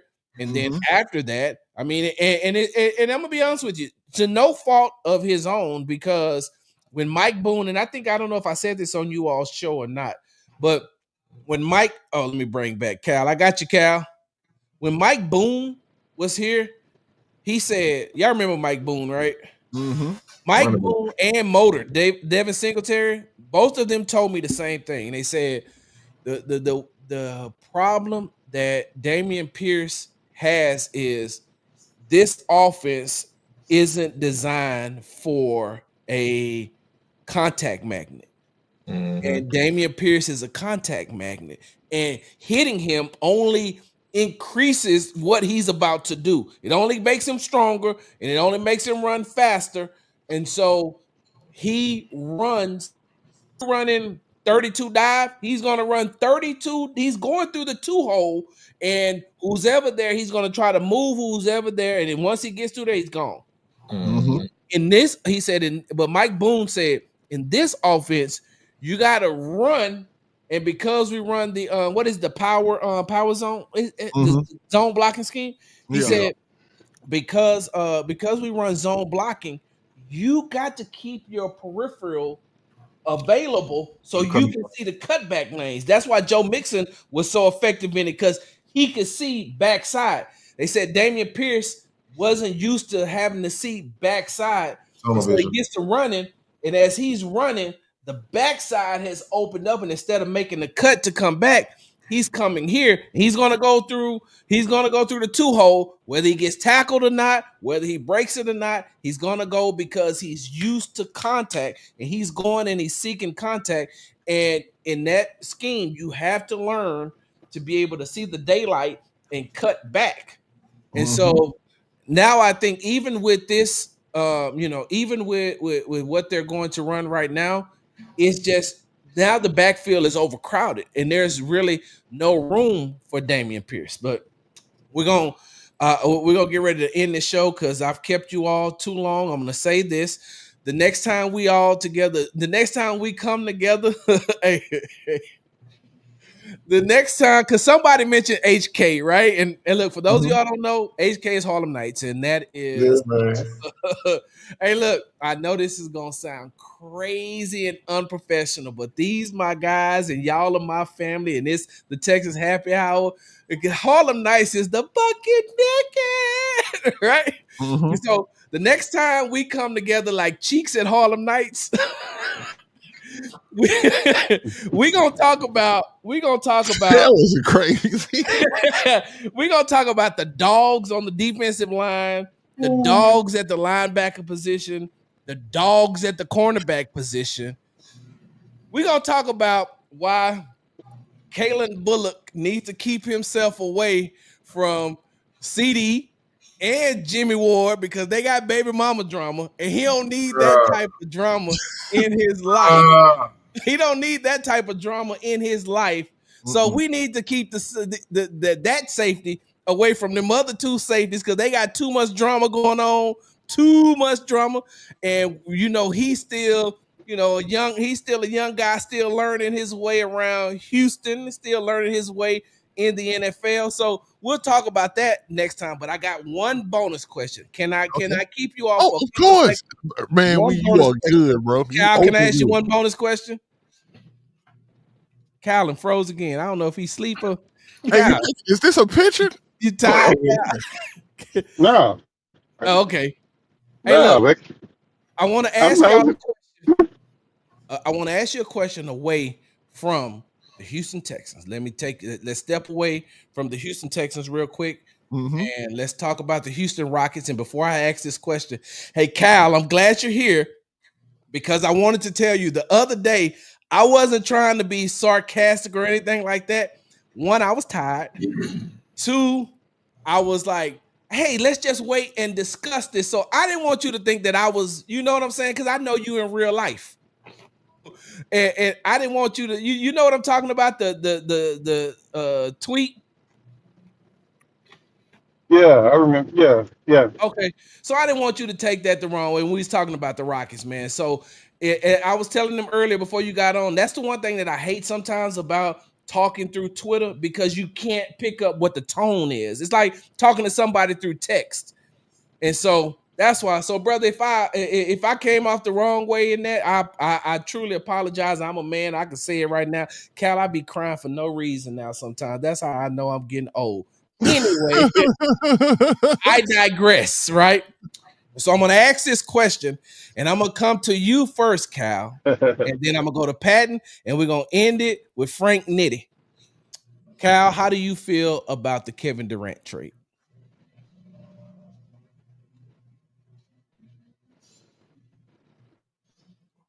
Killer. Cheese. Jalen Green was my guy. Mine too. I hate losing him. But anytime that you can take the number 2 seed in the Western Conference, go through that whole juggernaut of a schedule, I can see what will become the NBA. You add arguably the top. He's still wise defensively too. ISO defense, but you adding a top 5 offensive talent to the greatest need, to the greatest hole in your offense, and that's a go-to shooter. Like all we heard last year was the Rockets don't closer. You have the ultimate closer right now, and you have a guy that's so unselfish that he says, "I don't. You don't. I'm gonna play through the team. You don't have to just like." I'm not first option. I'm just the team option. But when you need me, I'm going to be there. So when you look at it and you look at the addition of Smith, which can knock down the 3, something, and if you add it together, I'm loving the trade because you have a mix of veterans and young people inside of that locker room. Jeff Green, you have Holiday, you have Durant, you have Van Vliet, and you have Adams. That is a nice mix of veterans with your young guys. About Clint Capella? Because when those veterans are gone, and they're off, I forgot about.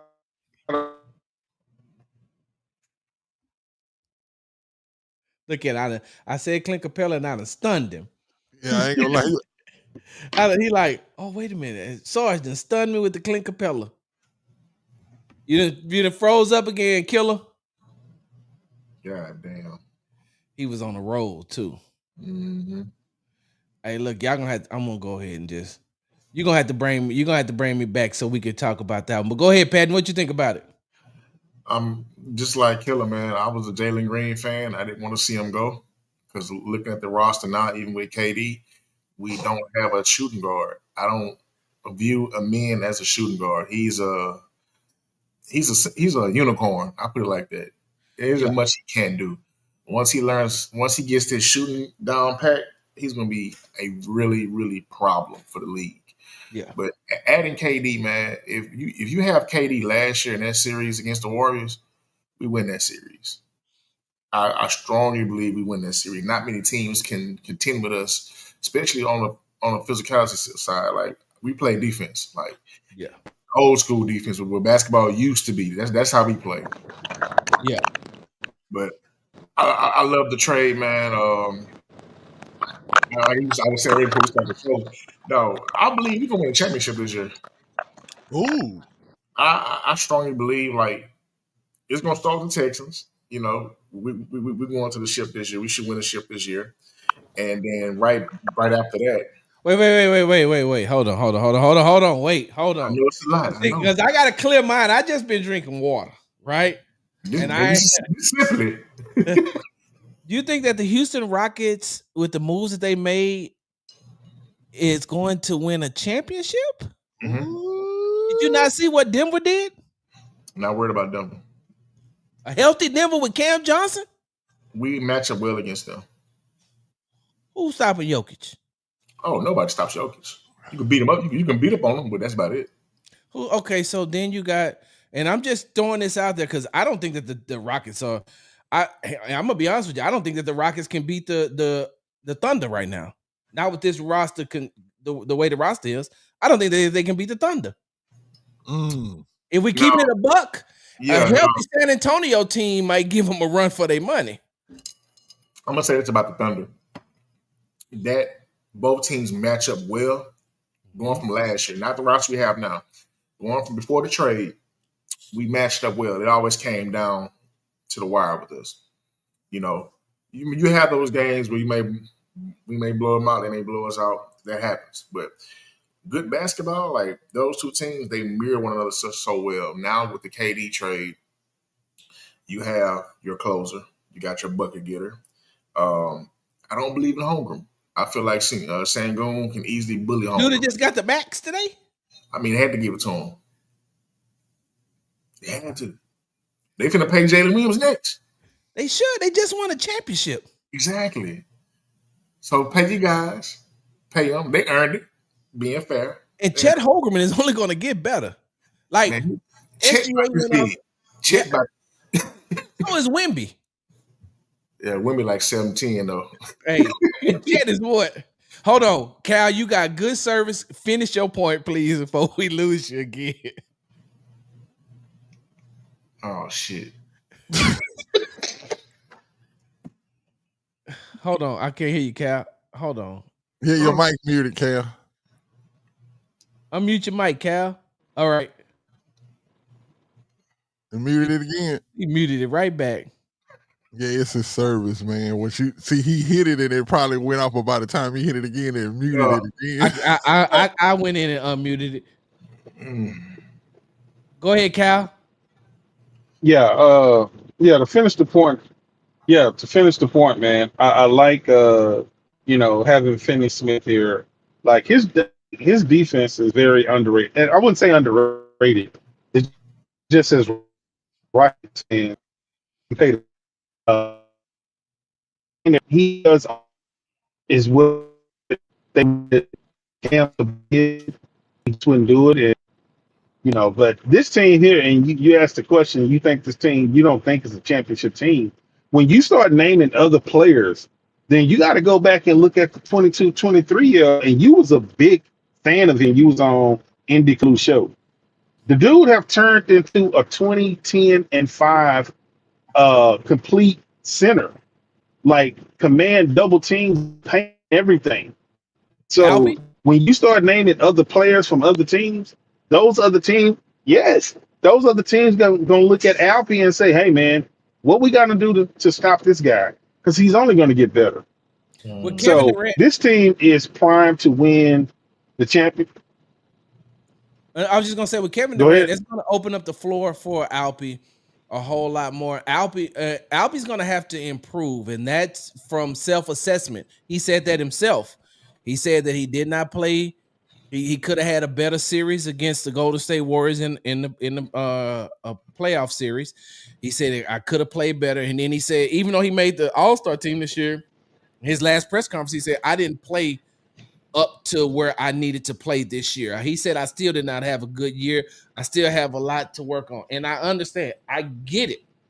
Don't get me wrong. You know what? I ain't gonna even say mine just yet. I was gonna let Frank go.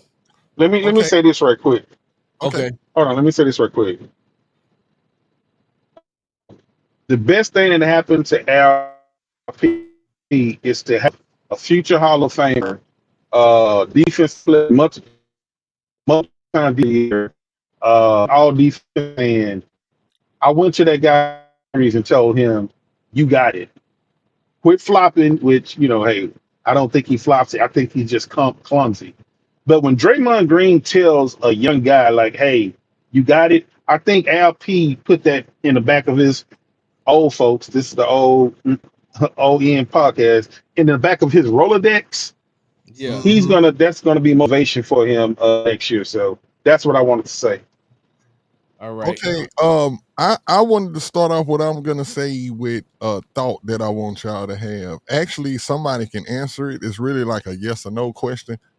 Is Kevin Durant in a better situation with the Rockets than what he was with the Phoenix Suns? Yes. Okay, so if it's yes, right? So, and I believe so too. And this is where I think him as a player coming to Houston, like what Jalen Green lacked, right? We all been watching Houston basketball for a long time. And what Jalen Green lacked is that he's our scorer. He's the guy that's supposed to be like what what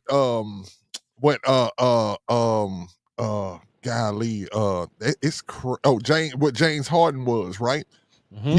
You the guy that we counting on every night. We need you at the least to be averaging 27 points a night and having 30 points here, 35 here or this and that. But we need that 25, 26, 27 consistently. That's what Jalen Green didn't give us.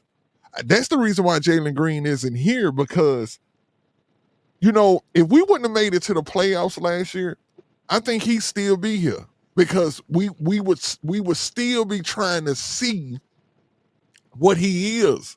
And I think that in those playoffs, I don't think it takes a Houston Rockets fan long at all to see that, hold on, we're not finna go through this James Harden thing again. We're not finna have somebody that shows up in the playoffs and you just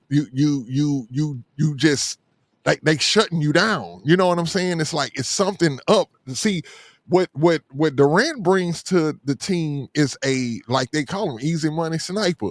This dude is just a scorer. This is just what he does. And I think he's just in a better situation. I wish we could have kept Dillon, but I just think he's in a better situation, and I trust in what Ime Udoka is going to do. Frank, real quick, but this is the same thing that we have to say with Nick Chubb, if he stays healthy, right? Yeah, if he stays healthy. He's 37 years old with a lot of basketball on his body. And listen, Kevin Durant's my favorite player. Let me preface my statement by saying that he's my favorite NBA player. LeBron is my GOAT, but Kevin Durant is my favorite NBA player. Who's older, LeBron or Durant? LeBron. I think so, because LeBron already 40, right? This year, right? In December. Yeah. So that's the thing. And I don't know, for some reason, I'm that's what I go with. I go with the fact that, LeBron, and I'm not trying to compare them physically, but I'm just trying to say that LeBron at 40, I seen Kobe played to 40, right? And when you see what Durant is at 37, I'm like, man, we probably can get we probably gonna get a good KD about the next couple of years out of KD before we start to see anything that resembles a decline. The way but there ain't never been nobody like LeBron though at this age, still this effective, and LeBron is an anomaly. Yeah, like, that's an anomaly.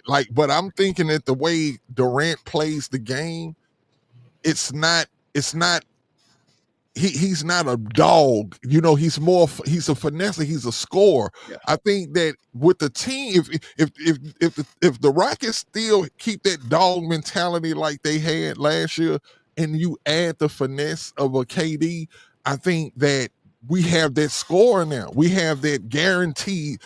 Like you said, if he stays healthy, somebody that's going to go out night after night that you can depend on, that's going to drop them buckets, and that's what we need. So I don't know if I would go as far now. My heart would love to say, hey, we're going to win a championship every year, but are we serious? And I'm asking Patton this. Are we saying this out of hope? Or are we saying this out of actual ball knowledge, pause, that we actually could probably win a championship? Like, this actually looks like a team. I'm talking about with Sengun, with Clint Capella, with everybody. This is a championship team to you.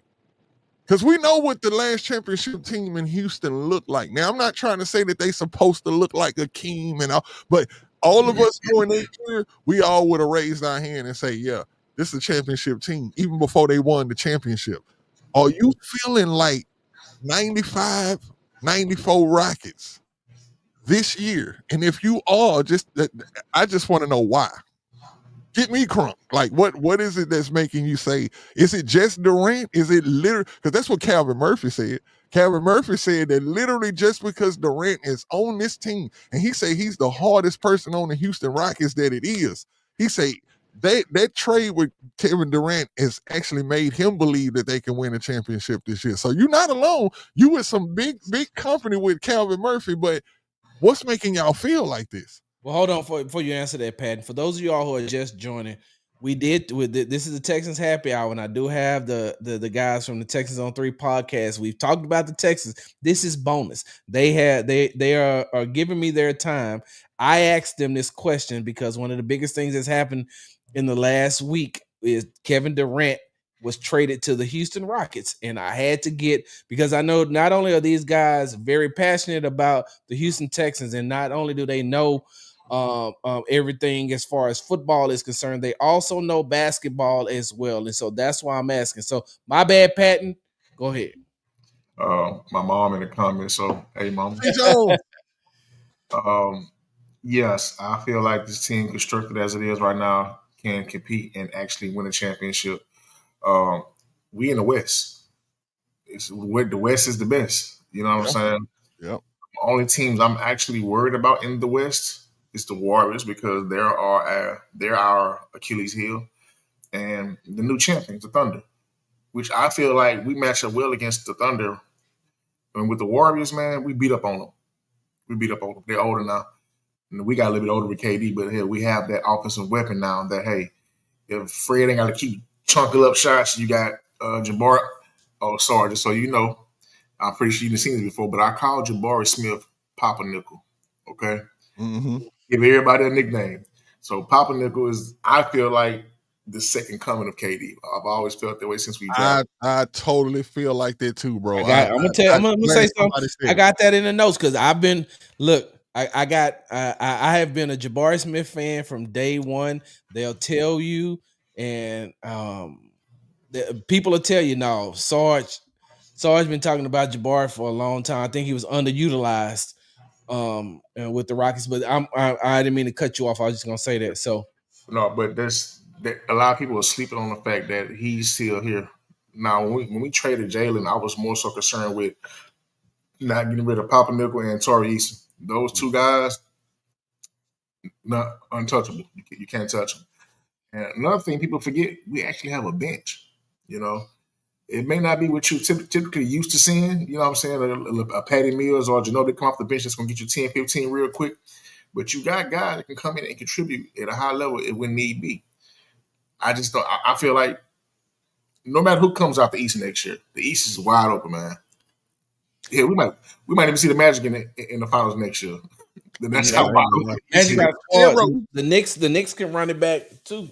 We know that it won't be Milwaukee. We know that it won't be Indiana, and it won't be Boston either. Boston. Yeah, But you Yeah, can definitely be prepared to have the Rockets. Even though we were number 2 in the West, you can definitely expect to it see. ain't easy to get. You can see us actually more like we're gonna be talked about more this year, like anything. Like we're gonna be talked about like the LA Lakers. Like we're gonna be one of those big teams just because we got KD. Like the light is gonna be on us. But I do think I think I like to look at, and especially when you look at Fred, right?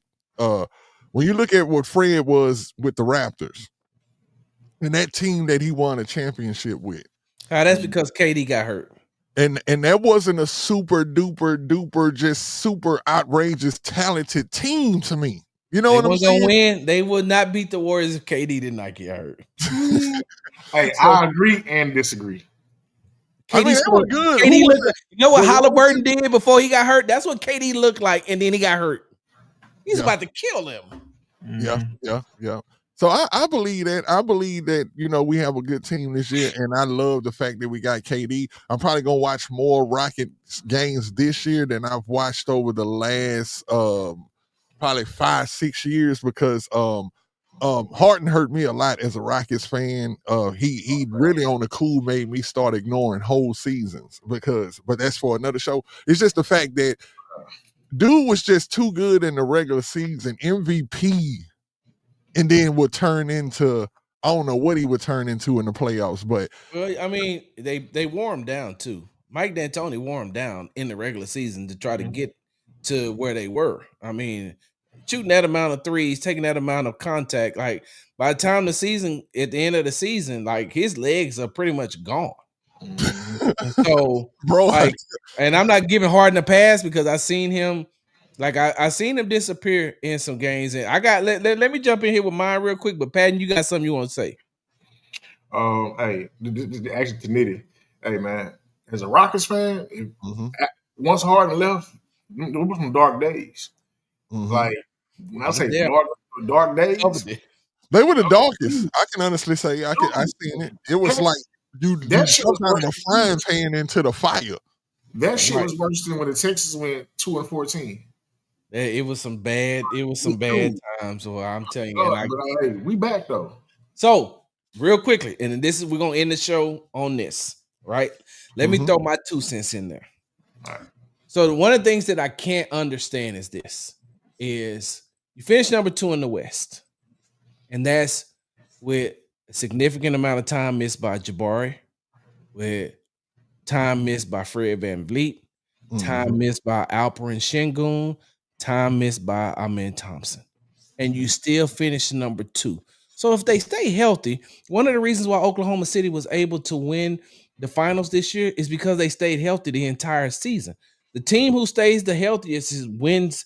If you got the talent and you stay healthy, you're gonna win. That's why the Golden State Warriors would win so much because they stayed healthy. And when they wasn't healthy or Draymond wasn't getting suspended, then they won. And side note, when you look at OKC with the where they're ranked offensively and where they're ranked defensively, it's pretty much the exact same thing like how the Warriors were. And if they're coming back and they're gonna run it back like that makes them the contenders, the favorites, already.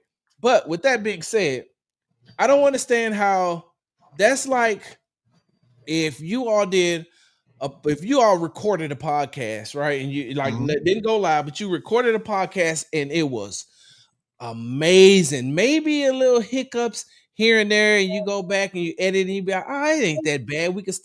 This is still something that it could put out. And then Frank comes and erases the whole show and say, no, let's do it over and let's try to do it this way. What was wrong with this? And I use that to say, when you finish at number 2 and you got that amount of, you finish at number 2, why are you not running it back when you have everything in place? I think that too much emphasis was put on the fact that Jalen Green in his first playoff series, like there's a lot of great players who have had bad playoff series, who have bad first playoff series. They talked about the whole time. Jalen had just got acclimated to being in a winning system. Remember when he first got here, they were tanking. And so they were tanking. He picked up a lot of bad habits, but in the last 2 years, he had picked up some better habits. So why not try to run it back? Now, I understand that you can go out and you get KD. Like I said, I'm gonna tell you, I probably watched 95% of KD's games he's played. I've watched from Seattle to OKC to Golden State to Brooklyn to Phoenix, and now I'll be watching him here at the Rockets. I was a huge OKC fan until Russell Westbrook left. I couldn't root for the Warriors because that's too bandwagonish. In basketball, I don't have a team. I root for a player. Kevin Durant's my favorite player. I can't be a Rockets fan because I cover the Rockets, and that morally that's not right. Again, ethically, that's not right. So, as I digress, yes, if you can get Kevin Durant and he can stay healthy, I get it. But that's only if your championship window is in the next 2 or 3 years. Looking at the Rockets as they're currently constructed, they're not in a championship window. They still have a lot of learning to do. And when I say that, I mean this. Jalen Green got the bulk of the blame for the Golden State Warriors series. Everybody keeps saying, not you, but everybody keeps pointing the finger at Jalen. Why in the hell are you not pointing the finger at Ime? Because Jalen is the player. He's running what you're doing. He's going to run what you do.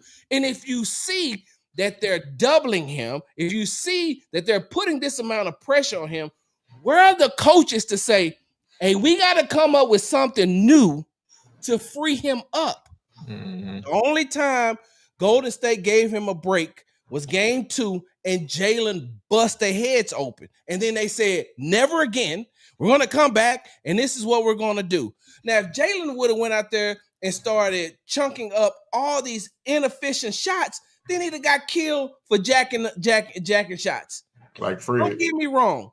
Jalen Green has to take a lot of the responsibility as the leading scorer, as the person who the Rockets were looking at. But they took out your guy. So now you need to find ways like Minnesota did to get your guy going. You got to come up. You got to adjust on the fly. Steve Kerr outcoached Ime, and nobody wants to say that. Nobody wants to say that Steve Kerr outcoached Ime, and he did it out loud. They said, we're going to take Jalen Green out. You're going to have to beat us some other way, which brings in Alperen Şengün. He was the all-star. If Jalen is being ineffective, Şengün should have been able to take over. I'm an Alperen Şengün fan. I've been calling him Baby Joke. I won $400 off of him making the all-star team because somebody told me he would never make the all-star team. And I said he's going to make the all-star team in his first 5 years in the league because that young man has so much potential. And if he's used the right way, it's amazing. So, but Alpy, and then the Rockets, how many free throws did the Rockets miss in games 3 and 4? All I'm saying is that there was more things that happened in that series than just Jalen Green. And I feel like if you run it back, cool. But one thing that the Houston Rockets have said repeatedly, and I said earlier, is that they said we're not developing. So they're going out and they're going to get veterans. Cool. I got that part. Ime wants to coach veterans. I get it. And I think that Ime Udoka is a very, very good coach. Don't get it twisted. I think that Ime Udoka is a very good coach. I think that the Houston Rockets, they need an offensive coach. Everybody on their bench, starting from their head coach down, is a defensive-minded coach. So when they are doing this to Jalen Green, because I'm going to tell you right now, the same thing is going to happen to KD.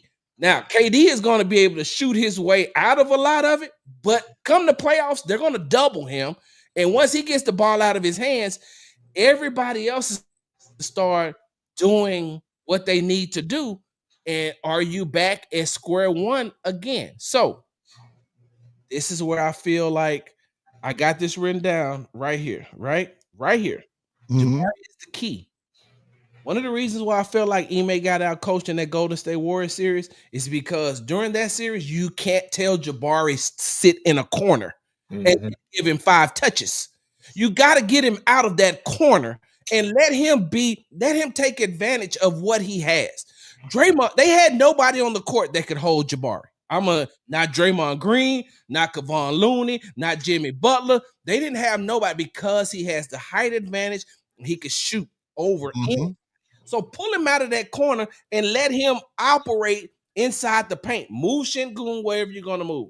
And then if you're going to go double big, okay, cool. The paint is going to be clogged, but you can't say, hey, I'm going to sit him in the corner. I don't know if you all remember this or not. Ime said, hey, we don't run plays for Jabari or Dylan. They got to get what they get.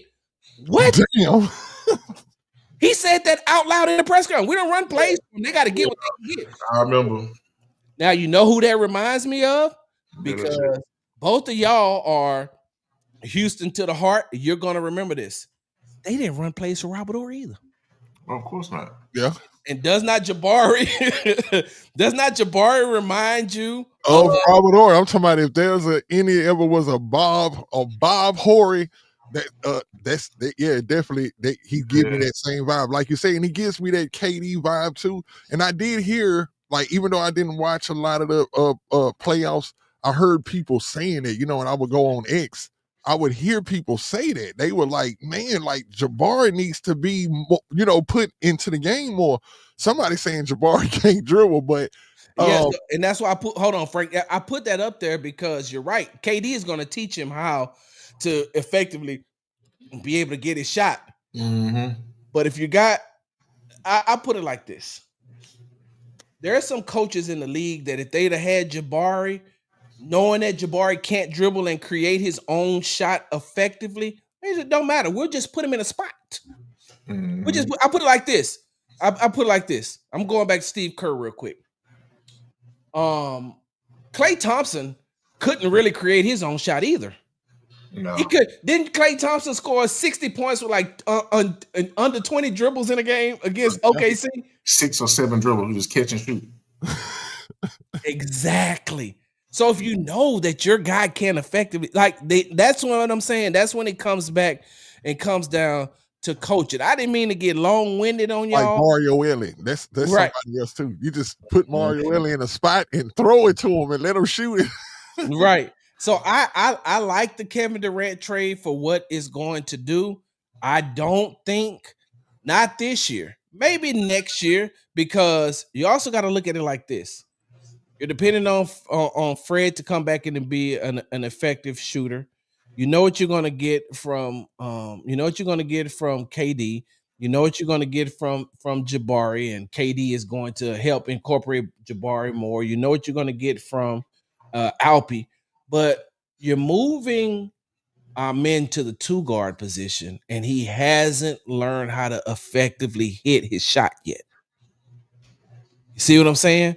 So now we're at a point where we're like, okay, so I understand. And Reed is going to come in the game. You're going to have to run plays for him because Reed hasn't developed his NBA body just yet.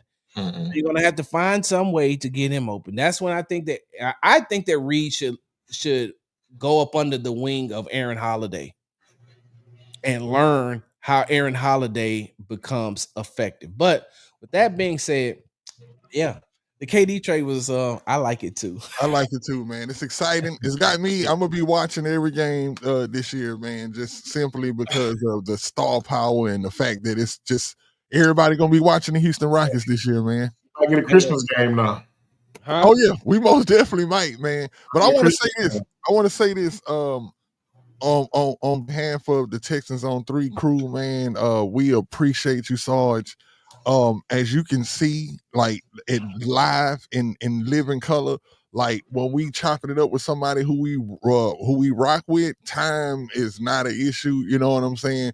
This is what we coming up on 2 hours and 8 minutes, and I promise you, it didn't feel like it.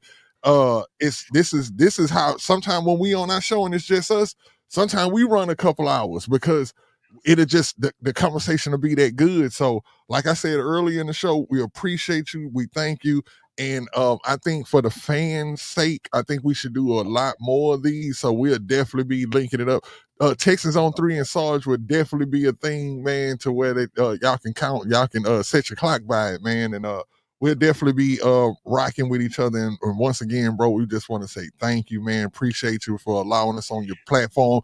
You do your thing, bro. And man, we gonna always support you, man. And we're gonna see you at training camp too, bro, because we got some tickets. And so when you hear somebody out there say, "Hey, Big Sarge," hey, you'll know that that's me. You know what I'm saying? We're gonna be out there, bro, and look forward to seeing you, bro. Hey man, I'm gonna and I want to say this. I live by this. Time is the most valuable possession an individual has. Mhm. And it's the one thing that they can never get back. And if someone is willing to give you their time, then you should be appreciative of that. And I'm saying that because you all took 2 hours and damn near right now 10 minutes out of your day to spend that with, with me and with the supporters of, of the Texans Tailgate Talk and Texans Happy Hour, man. And so I can't express enough how much I really appreciate you all doing this for me. And like I said, and I really meant that, man. It really felt like we was just sitting in a sports bar chopping it up. And the only thing we was missing was food and drink, because Patty looking at me like, "Hey, bro, you better hurry up because I'm hungry." Hey, So- if we had food right now, I'll be like, "Hey, bro, keep it going." Yeah, right. I'm trying to get better by not smoking and drinking on camera, man. But it's, I already know, man. But I'm trying. I appreciate it, man. Tell the people where they can find you all at. Oh, and Killer Cow, thank you too, man. I know you had bad service, but we're gonna run this back we appreciate you, in bro. the near future. So when you get home. But tell them where they can find you at. Hey, you can go on Twitter, man. We are on Twitter at Texans on 3. You can go on YouTube. We on Texans on 3. You can go to Instagram. We Texans on 3. Everything Texans on 3. Facebook. So whatever social media you are part of, you can go there, and I'm pretty sure you'll find Texans on 3. You can follow us, like, share, subscribe, man. This is what we do. We just love talking this Texans thing. If I'm not in the studio working, believe me, this is all I care about other than my wife. Shout out to my wife. But other than that, though, man, this is, like I say, this has been great, man. And I can't say it enough. And look forward to the next one, bro. And you got any final words? Sarge, man, thank you.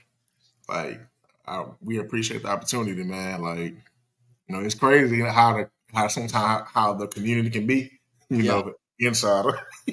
I was just about to say they gonna be, man. Man, hey man, look, I'm not getting on Twitter no more tonight. I'm not, but hey, I feel like, man, God does things. He works in mysterious ways, man, and He put all of us together in a timely fashion, man. Like how Nitty got this podcast. I call Nitty Nick Fury. He called. I was at work one day, man. He called me out the blues, like, "Hey, man, what you doing?" I'm like, "I'm at work. What's up?" "Okay, I got an idea. I got someone I want to talk to you about. Call me when you get off." I'm like, "All right." And a year later, this is what we doing, So, yeah, I just picked them. I was like, man, I think Patton will be good for this, and literally, it's literally been good ever since, man. I just knew it. I felt it, man. And sometimes in the studio, we talk about making music, then we'll stop making music and start talking about the Texans. So it naturally just flowed. You know what I'm saying? But all in all, man, that's why I automatically thought about them. But like I said, man, appreciate you, my guy. And I know my boy got to go eat and stuff like that, man. Like I say, y'all follow us. Make sure y'all follow Sarge, man. Sarge doing great things, man. Y'all already know. Y'all can hate all y'all want, man. Y'all know who really out here doing this thing, man. Y'all seen at the beginning of his show when he started it, man. You seen Nico Collins hollering at the man. The man, you seen CJ Stroud hollering at him. The man is known in these circles. Y'all done seen him with the owners and everything, man, especially when they was doing this rebrand. So that's going to always be special. You know what I'm saying? They chose to come to you on this rebrand thing, and it worked, man. And shout out to, you know what I'm saying, Hannah and Cal. And appreciate y'all. I just want to say this too. If y'all never get to hear somebody say this, literally, the way that y'all chose to bend toward the city and bring the city in towards the team, y'all don't know, man. When the Texans was going through some of the worst times ever, Yeah. for y'all to do that y'all saved this whole city and the franchise, man. Like, and it should be written down. I know y'all probably don't want to write a book about it until later on, but y'all should definitely write this down, because it's not this is literally something by 10 years from now when it's looked back on it, it's gonna be iconic, man, because y'all literally put Hannah put her hand on the team and just turned the pulse of this whole thing, man. And I just think it's dope. The crazy part about it is, I tell people this, I've been saying this for a long time, and I said it, and a couple of people tried to take it from me, but you can't take it from me, because those who can't create content creates confusion. So you trying to create confusion even though you can't create the content. Mm-hmm. The Texans and the Rockets mirror each other, and we'll talk about that. You know, we're gonna talk about that at a later time. But the Texans and the Rockets mirror each other. Hey man, when y'all see me out at training camp, man, don't act like you don't know me, man. Oh no, I'm hollering at you, man. And if it's hot enough, man, I might hit you with a water balloon because you deserve it. But other than that, though, man, it's all good, man. Texans on 3, we up out of here, man. Hey, Brandon, you know it's much love, man. We love you, boy. Hey, All right. Y'all keep doing y'all things in the comments, man. Shout out everybody in the comments, everybody that came over here rocking with us, man, and everybody that's with Sarge, man. Let's cross-contaminate this thing, man. Y'all already know what it is, man. And it's, hey, it's all right, love, man. I'll holler at y'all later. Hey, look, hey, y'all don't get off the show just yet. Everybody who's still in, who's watching the show, don't get out, because I got something I need to show y'all real quick. And yeah, I got some. I got a little treat for training camp, so I got to show that. Okay. Yeah. All right, man. Y'all be safe out there. Hey, man, we appreciate you, my guy. We'll see you. We out. Then I really appreciate those guys for coming through, and I thank you all for just spending this, this last couple of hours with myself and the guys from the Texans on 3 podcast. They do an amazing job. They really know their stuff. They really, really love the Houston Texans, but they keep it 100. And Killer Kyle, Patton, Frank Nitty, they will definitely tell you exactly how they feel. I'm just glad to be back. I want to let you all know I'm glad to be back. I'm glad to be here. On Thursday's show, we'll talk about my time in New Hampshire, because black people don't really go to New Hampshire, but I've been to New Hampshire. Go figure, right? But before I leave, I want to show y'all this. They came in, y'all. See that? I should have put something in here. Let me see if I can do this real quick. Let me see if that's gonna make it show up a little bit better. Because you can't really. Let me see. Does that make it? Yeah, there you go. They came in, y'all. Remember I told you all I was getting a treat for the supporters of the Texans Tailgate Talk? Here they go. I got the water bottles, and I'll be passing anywhere from 25 to 30 of these a day at training camp. At the 6, I think it's 6 open training camps where the fans can come out and watch training camp, but I'm going to be looking for the supporters of the Texans Tailgate Talk and the Texans Happy Hour, and I got a water bottle for you, right? And one of these water bottles is definitely going to have, each day, now about 5 water bottles each day is going to have a special gift in there, a little something for you all. And these are collector's items, because once they gone, they gone. I ain't gonna have no more left. Once I give them all out, there will never be any more of these. So make sure, and these are free. You ain't gotta pay me for them. These are free. This is for you all to be able to, because it's gonna be hot out there. So I figured that I needed something to be able to help get through the tough times out there at training camp, because we live in Houston and we know that humidity is terrible. Fill mine up with Crown. Hey, D Skills, whatever you want to do with it, man. D Skills, I may have to give you 2 for the kids, 2, 3. 1 for you and 2 for the kids, man. They're my little friends. So when you see me, man, I was 15 minutes late. Oh man, I hate that, Brandon. But if you see me out somewhere, I'll try to save you one. I'll try to save you one if you're in the city of Houston. So yeah, y'all, they came in, and I'll be talking about these all the way through training camp. So I appreciate that, D Skills. And so hey, thank you for tuning in to the Texans Happy Hour, sponsored by Hall Family Estates. They say you can't buy happiness, but you can buy wine, and it's pretty close to the same thing. Make sure you go to Hall Family Estates at www.hallfamilyestates.com and get some of this. I don't think I've showed this in a minute. They got some great wine. Ooh,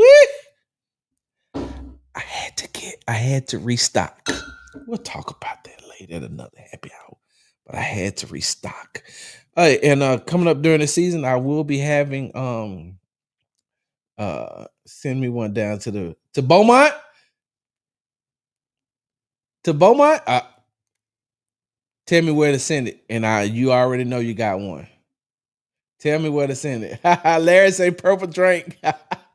Dun, dun, dun, dun, dun. Throw your hands high, waving from side to side.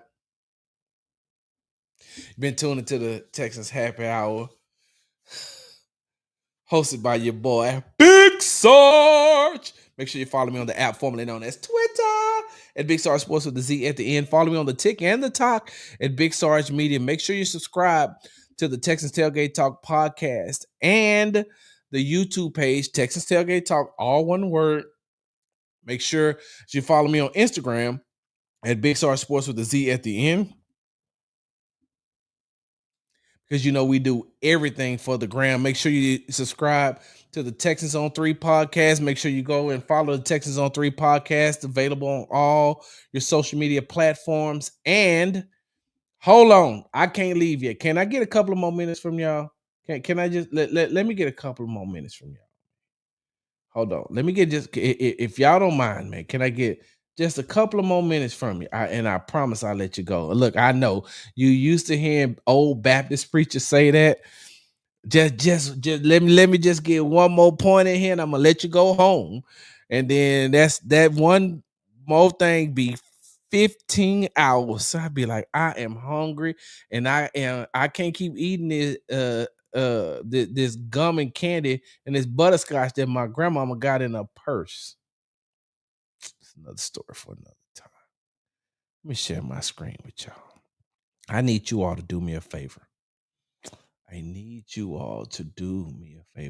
I got to hurry up because I got to pee, and I'm getting old. I can't hold it. Where is it? Hold on. Changes are coming. I said, hold on. Y'all don't know that. Y'all too young to know that. Hold on. The changes are coming. Nope. Is